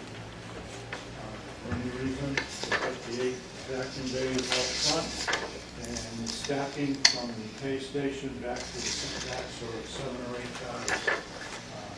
Total proposed lot coverage is just under 50%. Groundwater, again, Mr. Temple can answer specific questions about that, but stormwater drainage was designed to basically regrade the site so we get some drainage swales up the sides of the property line, and then there's some retention and infiltration basins on the road side of the property. Show the sign location, we submitted the sign detail with the application. It's internally lit, double-sided, and then an electronic reader board. So it's double-sided. Connect to a sewer. Again, we're talking about recycling the car wash water. There's 3 2,000-gallon tanks that capture and use the water for recycling, and then there's a 750-gallon water separator, and then the sewer line. So there's 6,000+ gallon capacity of tanks. And then, I think it's 70-80% of the groundwater is recycled. Specific questions about that, you know, this team maybe able to answer. The lighting, there'll be a couple light posts, one on each end of the vacuum bays. There'll be post lighting, and then there'll be some light packs on the front and the rear of the building. The fire department reviewed the plan, the original plan. I sent them another revised plan, and I got an email response that their plan was still approved. I have copies of that information. If I haven't submitted already, I'd be glad to give you copies. We also need a conditional use permit for the use because we're in the groundwater protection overlay district, and for two reasons. One is because of the storage of the cleaner materials, it's considered a regulated substance, and we need a conditional use permit. We also need it because the lot coverage is over, I believe it's, what, 15% or 2,500 square feet, so we exceed both those requirements. And I outlined the criteria and the rest of those, I believe, in the conditional use permit application and a narrative attachment to that. Can I just interrupt real quick? Sure. Just to add on to what you said, it just says that the planning board must determine that the proposed use is not a prohibited use, which it is not, but I just wanted to point out that, and read, there is a list of prohibited uses, just for the record. And obviously you do not need any of those, but they are such things. Let's see. I saw a list here. And anyway, I can't find it right now, but it was gas stations and mining and things like that. And this use is not in the prohibited uses, so according to our zoning, we can grant him a conditional use once we have these performance standards met for groundwater. So go ahead, thanks. Well, I was going to say. Sorry. Nice. I just wanted to check that off. The allowed uses of the things you won't have, such as an open-ended animal, the whole list of things. I can run through the list and read it. I think you all read it. But I'd be glad to read it if you want me to. And part of that was to prepare a spill prevention and countermeasure plan, which per the ordinance is submitted to the zoning enforcement officer. So we did, since the time of the submittal, so it was part of my outline for the conditional use, so we would be preparing that and submitting it. It has since been submitted to the code enforcement officer and copy to the planning department. Okay. So that we submitted a list of all the soaps and cleaners, everything that's going to be stored on site. We have included a detail of a container. The materials are going to be stored 250 to 500 gallons depending on the season. That's the information I've got. It will be stored in the building. So everything is going to be, any chemical soap, we call it soap, is going to be stored in the building. There's no floor drains. There's a spill container, so it's one of those. The maximum size of the container would be a 55-gallon container. They are contained within a plastic container that can contain 5%, 110% of that, 60+ gallons. What's the one of those containers, one of those yellow. what's the main ingredient of the cleaner that you use? This is, I think I gave you a dozen sheets of this. I don't have a copy of that. I saw it. Materials, safety sheets, data sheets, yeah. I don't see them here, but you would have to have all that stuff on site and that's right. And then a spill container. Yeah. Yeah. There's no outside storage. So there would be no need for an on-site spill kit? No, it's all Okay. inside, as far as I know, unless anyone has any other concern or add to that. I want to make sure no chemicals get in our groundwater.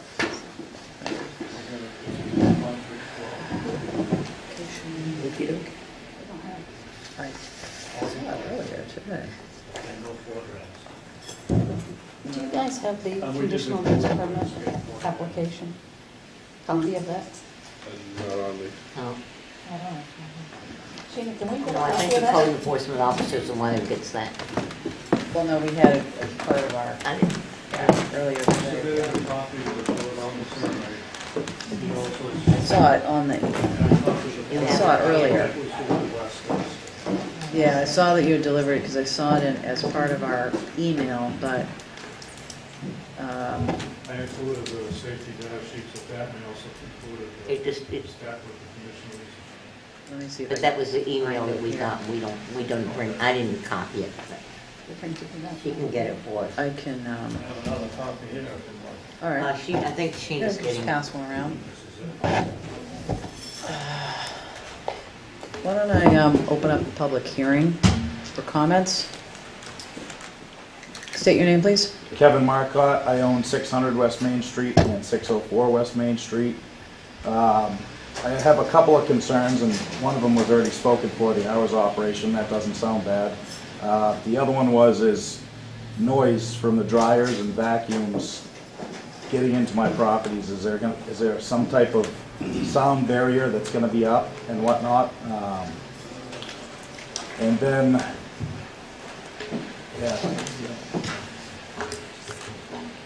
yeah, that was really it. Just the noise. As long as it doesn't affect, our situation, it's not a problem. I didn't know if there was any plans of putting up some type of fencing sound barrier. That's all. Okay. And then the traffic, of course, was a concern of mine, getting in and out of the driveways, but it seems like they moved the driveway into a better spot in the central location. Okay. Thank you. Anyone else from the public? I assume that the length of it, the exit and the entrance is going to be east and west, is that correct? Yes? I'm sorry. You mentioned the noise from the blowers, I guess you call them. Is this going to replace entrance east and exit west? In other words, it's going to go the same way as the streets go. So the sound is going to go this way rather than back to Kevin. Yes? What about the sound? I can answer that. Can you, yeah. Well, you're correct, that's the entrance. The entrances and exit of the building are at each end, so they're parallel with the road, not facing towards your property. There is a sign, fence, 6-foot tall vinyl fence that goes along that rear property line. Along where the blue house is, because you said it's going to run It's parallel with the property with the line, road. so- I'm just worried about the person that's in the blue house, being, 604. It's right beside Tractor Supply. I'm more or less just worried about that being a nuisance for that person that's living there, trying to sleep and whatnot. Well, the hours of operation are posted when it is a commercial area. Commercial zone, but it's still mixed use. There's residences in. Right, because on that road. And so sound ordinance after 11. comparable, what are the comparable places?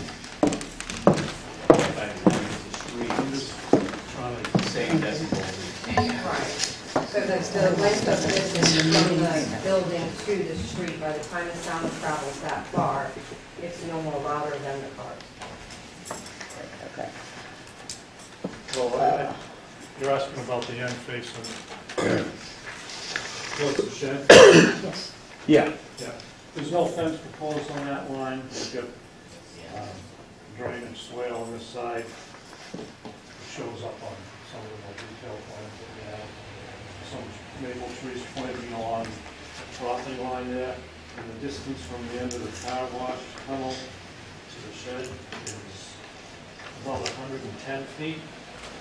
So The information I got, the decibel level at that, it's like 75 decibels, which is comparable to traffic. And again, it's not going to be open 24/7. Right. Right. Another comment? Scott? You gotta remember, we're right across from the highway department, which in the wintertime, all hours of the night, they're backing up trucks over there with backup sirens on them and everything. So, I mean, you're talking about noise at night, you get more noise from the highway department than you get anything else. And they're out all hours of the night, which they have to. And that's during the winter months when you have no trees to block the sound. I mean, they're right across the street from this. So you're talking about a sound issue, and the town itself has created a sound issue there, correct? Which they've had to address on occasion and change some of their practices for. Well, they still get the backup, because I hear them all the time. I do too. So, I mean, you're talking about sound, you're talking about an individual have to address the sound. We got more sound over there than anywhere. But we're only addressing this. Any other comments? Bob Key, Auto Wash Maintenance. The owner has also opted to get a silencer in the vacuums of a muffler to quiet the sound, and opted to go with a quiet system that downs the sound of the blower.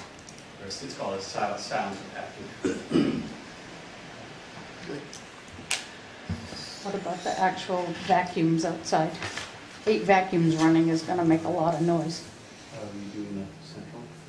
Yeah, so it's a central vacuum, so it's got one vacuum that has its pipe, one to the next to the next, and it actually has a muffler on it. It's actually really quiet. It's a quiet dryer. It's a quiet vacuum. Yeah, that's it right there. The data sheet provided shows the noise range of 50 feet. Okay. From that vacuum, and that says what? 74 decibels at 50 feet. That's right here. So it's about 50 feet from the property line. One more? Yep, another issue you keep in mind with water, it's only looking at the same thing as a domestic water service. For the amount of water, you're talking about the water that, he's already approached the, I sat as a water commissioner, so I know. And he's only looking at a domestic service, so he's not looking at a 2-inch line or a super-sized line going in there. So I know you were concerned about the water impact. That's worth noting, thank you. Anything else? Public hearing? Comments? If not, I'll close the public hearing at 8:15. And back to the board. So, back to the board for further I have a question. discussion. I see you have a handicap spot near the dumpster. Where's the employee park? Because these are tiny. It's going to be one employee, and a spot that can be used in front of the dumpster. But it's not an actual parking spot?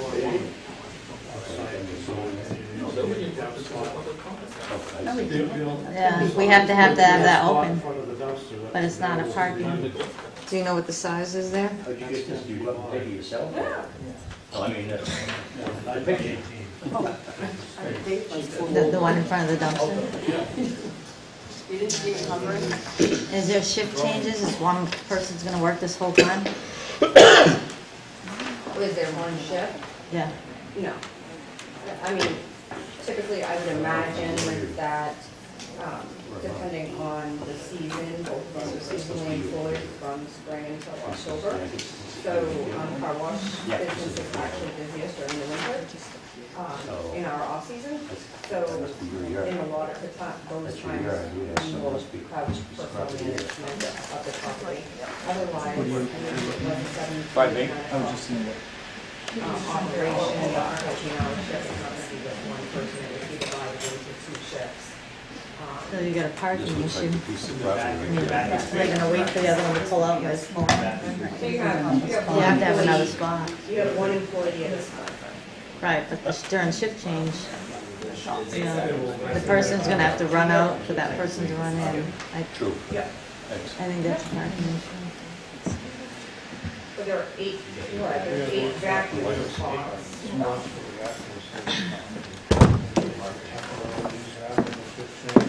Yeah, and if I have to, then switch in my employees to park over there. No, because that's your Dairy Queen park. Which I have planned. Yeah, that's your park in the back.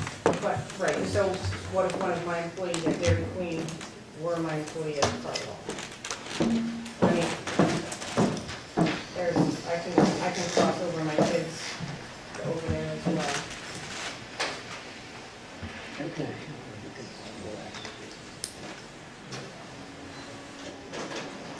I don't know, for the Do you have parking someone- chemicals, there's a We temporary. have an alternate, we use one of the vacuum spots if needed during a shift change as a temporary spot or a different. Is it one spot per employee or parking regulations? Yeah. So we can't use a temporary spot.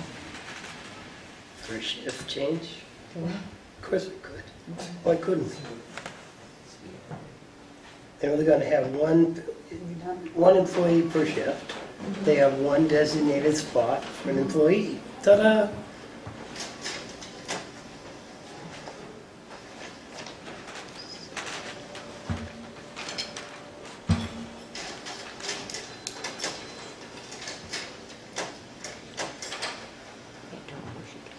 She owns here, people can't talk. Did you talk about snow storage and snow management?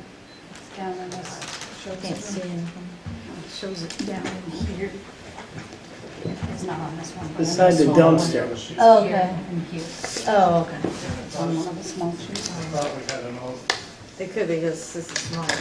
Yeah. Okay, I see right here, tiny size, okay. on the grading and drainage sheet.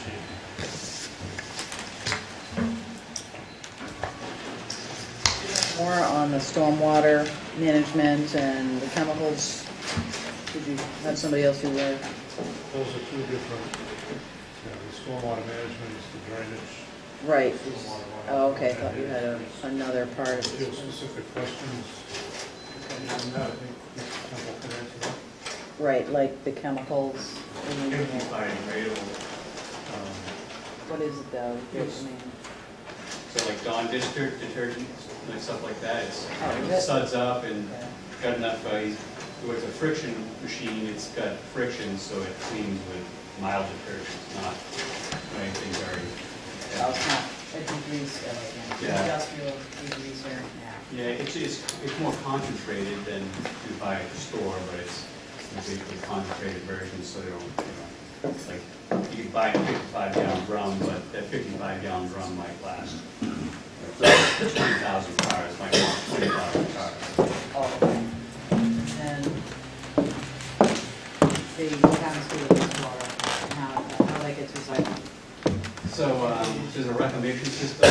There's 2 parts to the filtration, or 3 parts. So the tanking is to have settlement. So through the tanks, everything settles, like debris, dust, dirt. It'll settle in the first tanks, and eventually the owners will have to pump, take and get the sand and remove it from the site. They'll hire a third-party company to pump it out. Is cyclone filtration, so basically the water gets sucked up from a pump, spins it real fast, and then brings heavy solids to one tank. It's a final treatment for all the chemicals as they're going to the final stage and being removed. It's treated with an ozone treatment that basically disinfects the bacteria, but it also breaks down the chemicals themselves and basically shocks it, evaporates it. Kind of like a pool would do with chlorine. Chlorine kind of clears your pool. It's the same kind of thing. So as the water is reused over and over, we'll have a little bit of overflow from the fresh water that will come in to do a final rinse on the car. Because the final stage will rinse the car with incoming city water, but that's water, and basically that will overflow out of the final stage of the reclaim to sewer, automatically needed. I have a question. Thank you. The rinse water is coming from the aqueduct company, right? Is that pipe going to be big enough? You say it's just a regular... All they're requiring, because they're holding tanks and they're reusing their water, Joe, is just a domestic service. The Just rinse a regular water. domestic service, what you'd be doing in a regular house is all.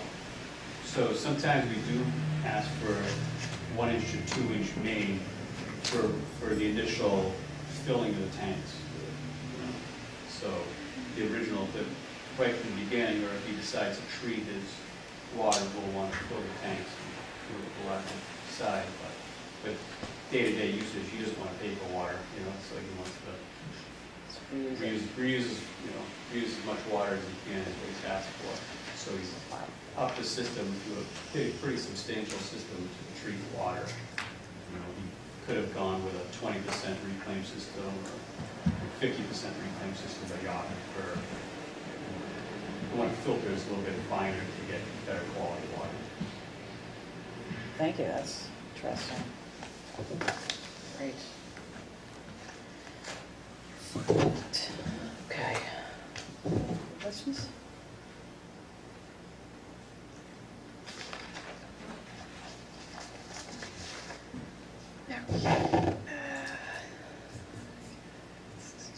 Does the stormwater plan also have a maintenance plan attached? Yes.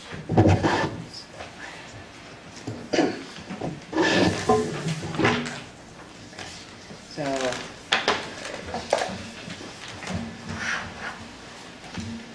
for this,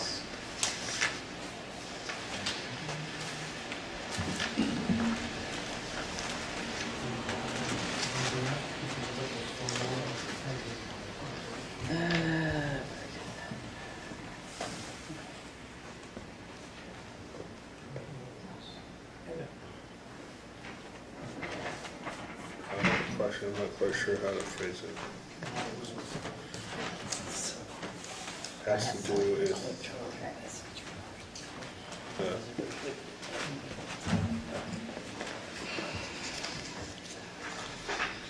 Oh, it should be a Yeah, six. What's that? That's attached to the back of the plan somewhere. It doesn't. Come on. There's a lot of it. So, if my concern is, if in a month, 2 months, that the abutter discovers that they're really hearing, even though they're muffled and silenced, it sounds like a movie, the silencer doesn't silence as we might anticipate it. I guess would the applicant be willing to address that with fencing, additional fencing, or noise, plantings to help buffer that sound? I think it's part of the conditional use permit, the planning board has the right to review and amend. Well, I mean, I guess it's like a what if scenario. We think it's going to be good, but all of a sudden we realize, the neighbors aren't sleeping, and they're sleeping for whatever reason, because all they can hear is the jets of the dryers. And we've approved it. We've washed our hands of it. I guess I'm looking for like a right to I guess to address, to see if there's any issues that we didn't foresee. And I don't know if that's something that we can do. I'm just thinking, Yeah, I don't think it's uncommon for a planning board to, in case when they might decide to grant an approval, to reserve the right to review and amend. I'm just saying. Again, it's part of the conditional use permit.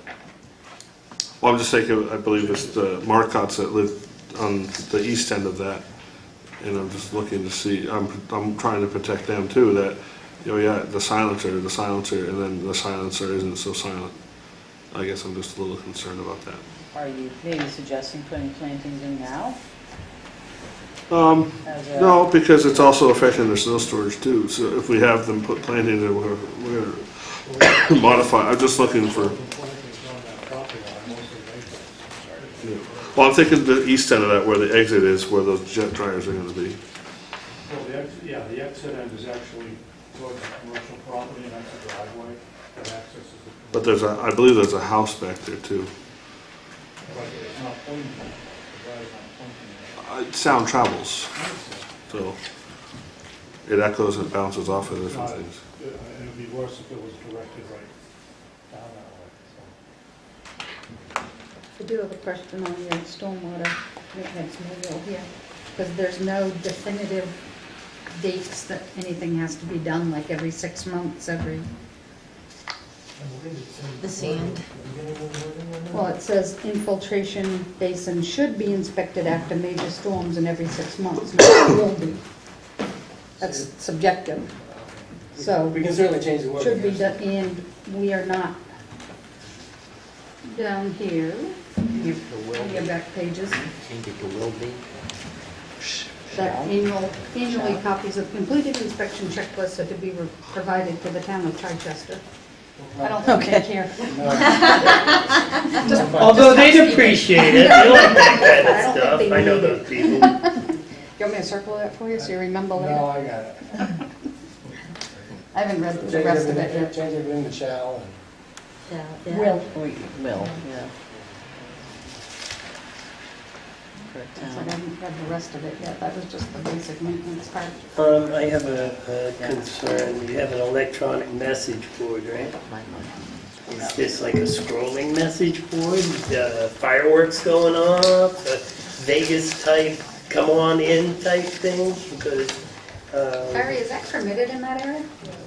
Yeah, I think if you remember when we, went back to the old signage ordinance, I just pulled it out, the only district that speaks to that is downtown, where it says, I think, no flashing signs. In downtown, it says animated and moving signs are prohibited. That language doesn't exist in any of the other districts. What has been commonly done, usually at the ZBA, in my, since my time here, has been to set a condition kind of restricting those signs to some, either brightness level or frequency of changing a message to make sure. It was on the zoning board, and it was frequency of changes. Yeah. It couldn't be like a scrolling sign that would distract drivers. You could have your message, you could change every, several minutes or whatever, but a continuously running banner or moving pictures, and these signs are amazing nowadays. Not scrolling, but it changes. Periodic changes, you could have different messages, certainly. So many seconds or something, remember we went through that? Yeah, it was every 3 minutes or something, you could have a different message if you were so inclined. But something that was going to distract somebody's, it's just like hands-free driving. If they're looking over there at a sign that's doing all of this stuff, it only takes a couple of seconds to rear-end somebody. Or be rear-ended. So if it were to change every 3 minutes, that's acceptable, but not scrolling. It's not a Vegas type, sign. It's not scrolling and it's not flashing. Yeah, and I think that in the sign you'll see that it's large enough where it doesn't have to scroll. So typically if they're smaller in height, they'll scroll to get the message across, but because this is taller, then it allows you to have your full message. I saw the sign, and I've seen those signs with big letters going across too. So those signs are like smarter than me, so they can do wonderful things. I mean, so after you close at 9, though, it still is doing its thing all night, right? I mean, I'm just thinking of the neighbors. No, we don't make it up. Who knows? another case, during another case, the applicant indicated that the sign dims at night, which seems odd, but you don't need the sign to be as bright at night. It's a much lower light is visible, whereas at the day it needs to be its full brightness and stand out in the daylight. So if a sign does have that capacity, it seems that it would be less of a nuisance throughout the night. It could go potentially beyond all night. So I don't know if that, assuming if they're buying a new sign, it probably has the most modern features, and I don't know if you guys know about that or not. I don't know about any. Okay, well, maybe, yeah. I guess we could just put it in that instead of a condition.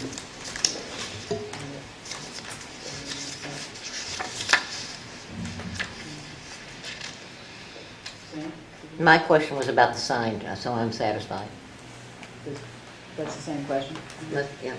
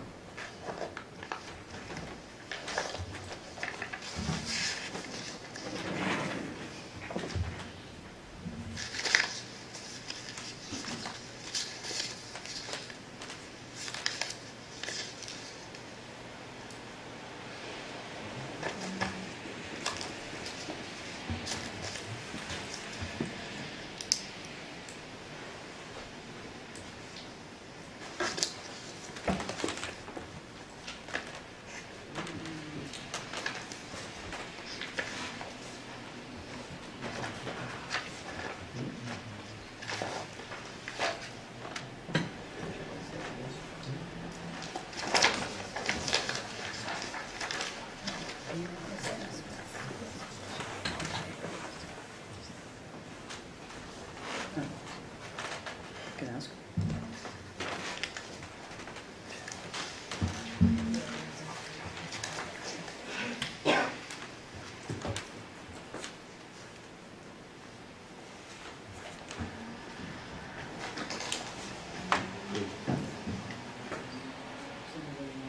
Any kind of motion? I guess we have two things we have to approve?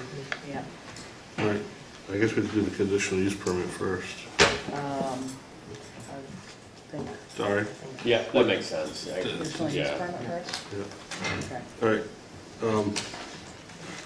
Yes, make a motion that we approve the conditional use permit application for planning board case something. 1906. 1906? Yeah, let me just double check. Yeah. Okay. All right.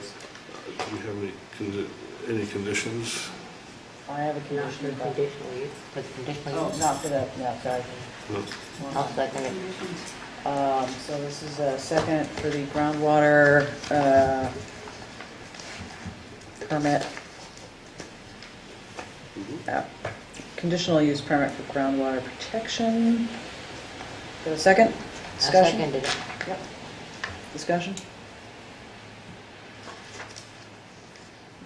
All those in favor? Aye. Aye. Aye. Aye. Where are you abstaining? Post. Okay, opposed. One opposed. Okay, that leaves the application itself. Do we have conditions on that? I would like to make a condition that sign is either dimmed or off at night after 9 p.m. I don't think you can, I think by making them turn it off, you're hurting their business. Because we don't make anyone else turn our signs off, so I think dimming it, I don't have an issue with. It has to be at a certain, So dimming, well, then So giving if- them the option. If she gives them the choice, then she's, Yeah, I mean, maybe they don't have, I don't know what kind If of they sign. want it off, but I don't think they do. Well, we have neighbors, that's why. well, it's commercial. It's commercial, but it's a mixed use at the same time, so it's difficult property. Make a motion that we approve planning board case 1906 with the following condition, that the illuminated digital signboard is dimmed during nighttime hours or turned And on. closing, let me say it closing. Well, no, because at nighttime, because you don't want to make it glaring. Oh, like in the winter? You've got Yeah. Dunkin' Donuts. Well, because in the winter it's going to be open until 9, it gets dark at 3:30. Dunkin' Donuts is open till 10:30. Quarter of. So I say just the digital signboard is dimmed at nighttime, during nighttime hours. Do we need to specifically add the no scrolling and the time frame of the message? Follow the Tilton sign ordinance. I don't. That's what I say, comply with the Tilton sign ordinance. Okay.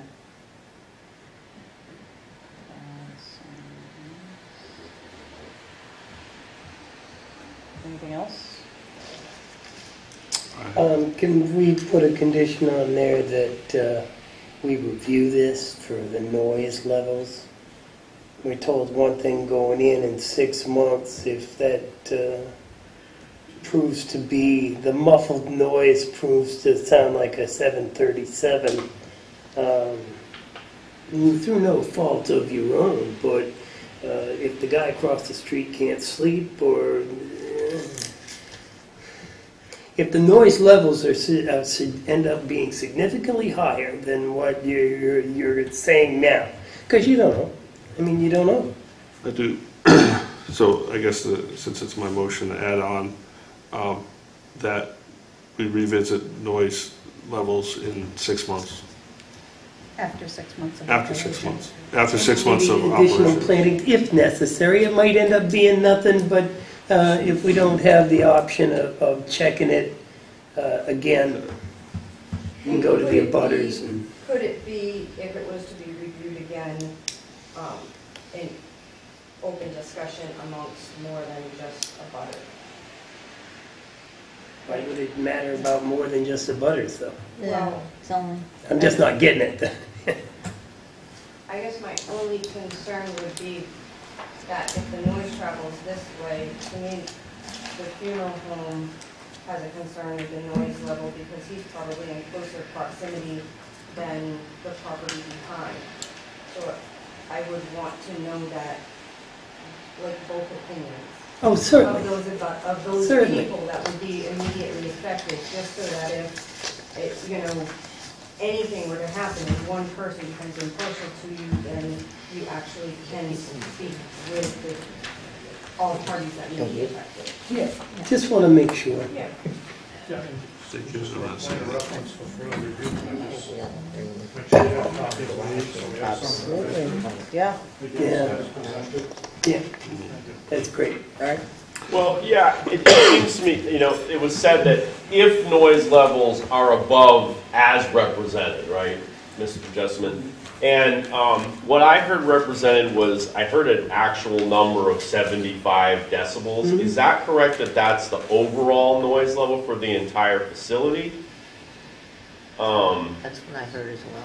If you get 8 vacuums and your other thing going at once, you should be so lucky to be that busy, right? What level of noise would that present? You know what I mean? If there's no problem, there's no problem. But in 6 months, you'll know, I would think. It's all on together at one time. It's one, Yeah. it doesn't. One it example. doesn't One back. accumulate. Yeah, There's 8 it's one stations, turbine.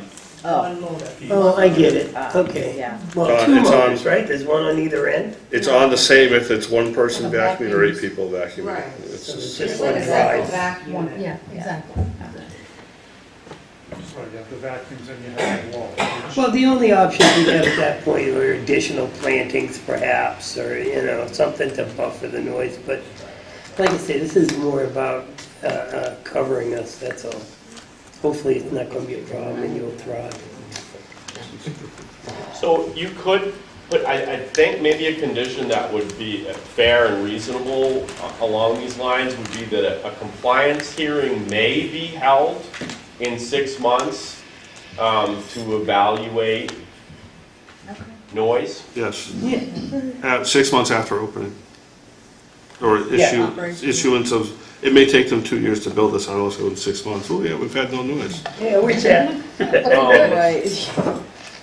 Okay. And I don't know if it's possible to add something, you know, to evaluate that noise levels are not greater than represented here at the meeting. This is probably not fair to the applicant to just say, in 6 months we're going to open this up and look at it all over again, and we may decide we don't like the kind of noise that's coming out of there after they've already built the place. It needs to have some, like, compliance with what was said tonight, right, in my mind. Yeah, I get it, yeah. No greater than Can't just say. 76 decibels or whatever. Or maybe, I don't know if 100 decibels, I don't know what decibels are, you know, other than a unit of sound. I don't know what it looks like or feels like or anything. That's a good point, a lawnmower. Juliet, they're talking about sound. What about the sound that comes from Smitty's when they let the new movies out at 11 o'clock at night and all the kids are screaming and hollering going to the cars? You know, you're talking about That's not, sound. we're not That's site at 11 o'clock planning, at night. please, That's not at 9. And that's, to the blue house that Mr. Marcotte's talking about, that's actually right behind them. well, we're not site planning, Smitty's. No, I know, but I'm saying, you're talking about sound. How can you enforce something on one side and not enforce it when that was going in? And they're open till 11, 12 o'clock at night. showing We did movies. talk about that. CYA. Site planned it. Huh? Trying to do CYA. Yeah. I don't want to not have an opportunity. We've been represented to something, and I'm thinking the east end of the building where the exit is, where the silencers are going to be, and if I believe the Marcotts live at that side of the property, and you know, Mr. Marcotte. We're not looking for a reason to. No, but I mean, if all of a sudden you realize, oh my God, we can't sleep at all. I was just saying, if it's real loud, it's as simple as could a sound barrier fence be put up. Nothing extravagant, nothing crazy. Right. Is there? I didn't even look at the plan, so. We build thousands of car washes a year, and you know, the manufacturer takes probably hundreds of thousands of these dryers, and Smithy's documents all the planning boards. We've never had a problem with misrepresenting. It's not our intention to do that. And I shouldn't think there'll be a problem this time, but now we have an option, Right. just in case. All right, so, wait a minute, so we have a motion, you started the motion. All right. All right, Okay. where are you with this noise hearing So, option here? let's make a motion that we approve 1906 with the conditions that we dim the sign during nighttime hours. Second condition would be that we hold a compliance hearing 6 months after opening to see if there are any, I don't know, I'm trying to count for noise. That noise issues presented, noise decibel levels are not misrepresented as they were presented this evening.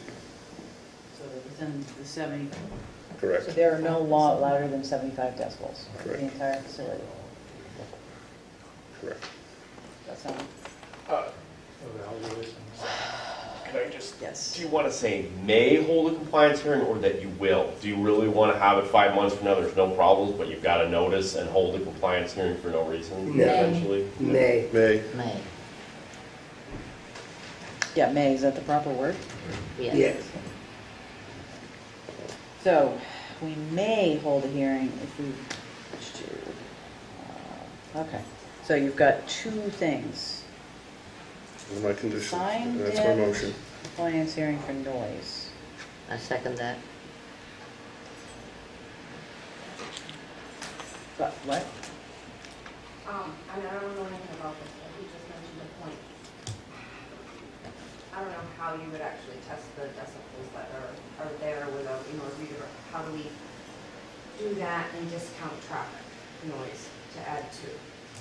Well, we haven't even discussed the level of traffic that is generated in that area.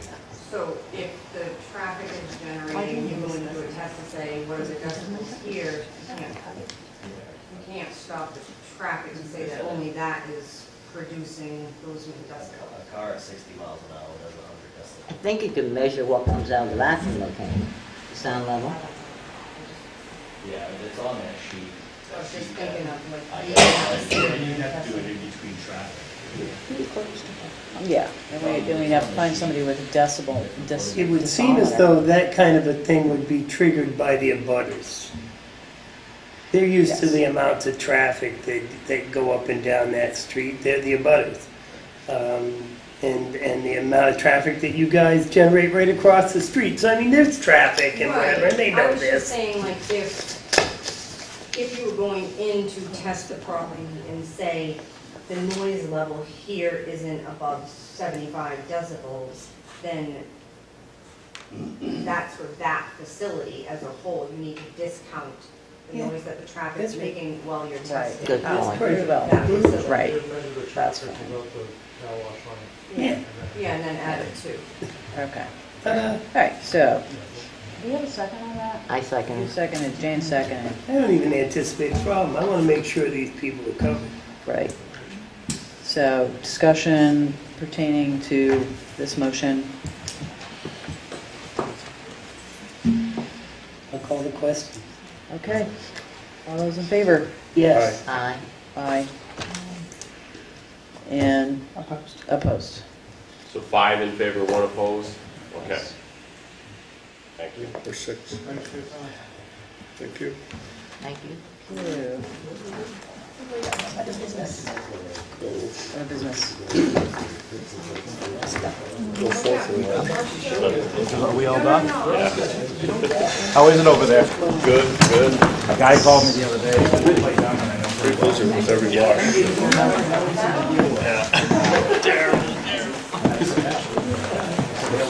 actually got to him too late, so he must have had him before he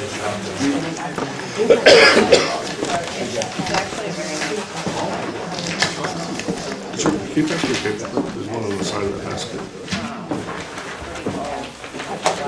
No, it's at 12 o'clock. Take it easy. All right, you too. Good night.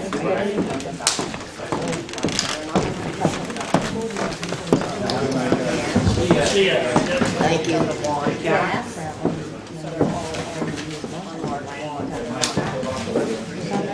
Thank you very much.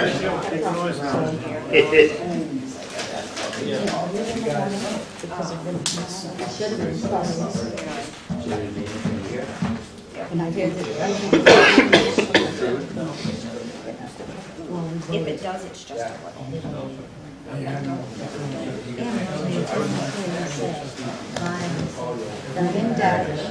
Yeah, it is a nice building.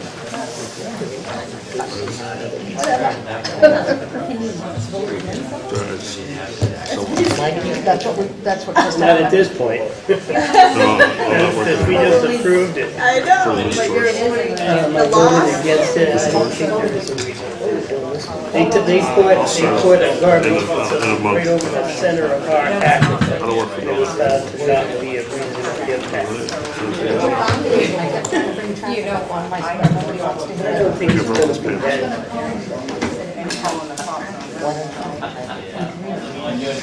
I think that's closed. Do we have other business? Oh, no, ask the chairman. Chairman Harvey?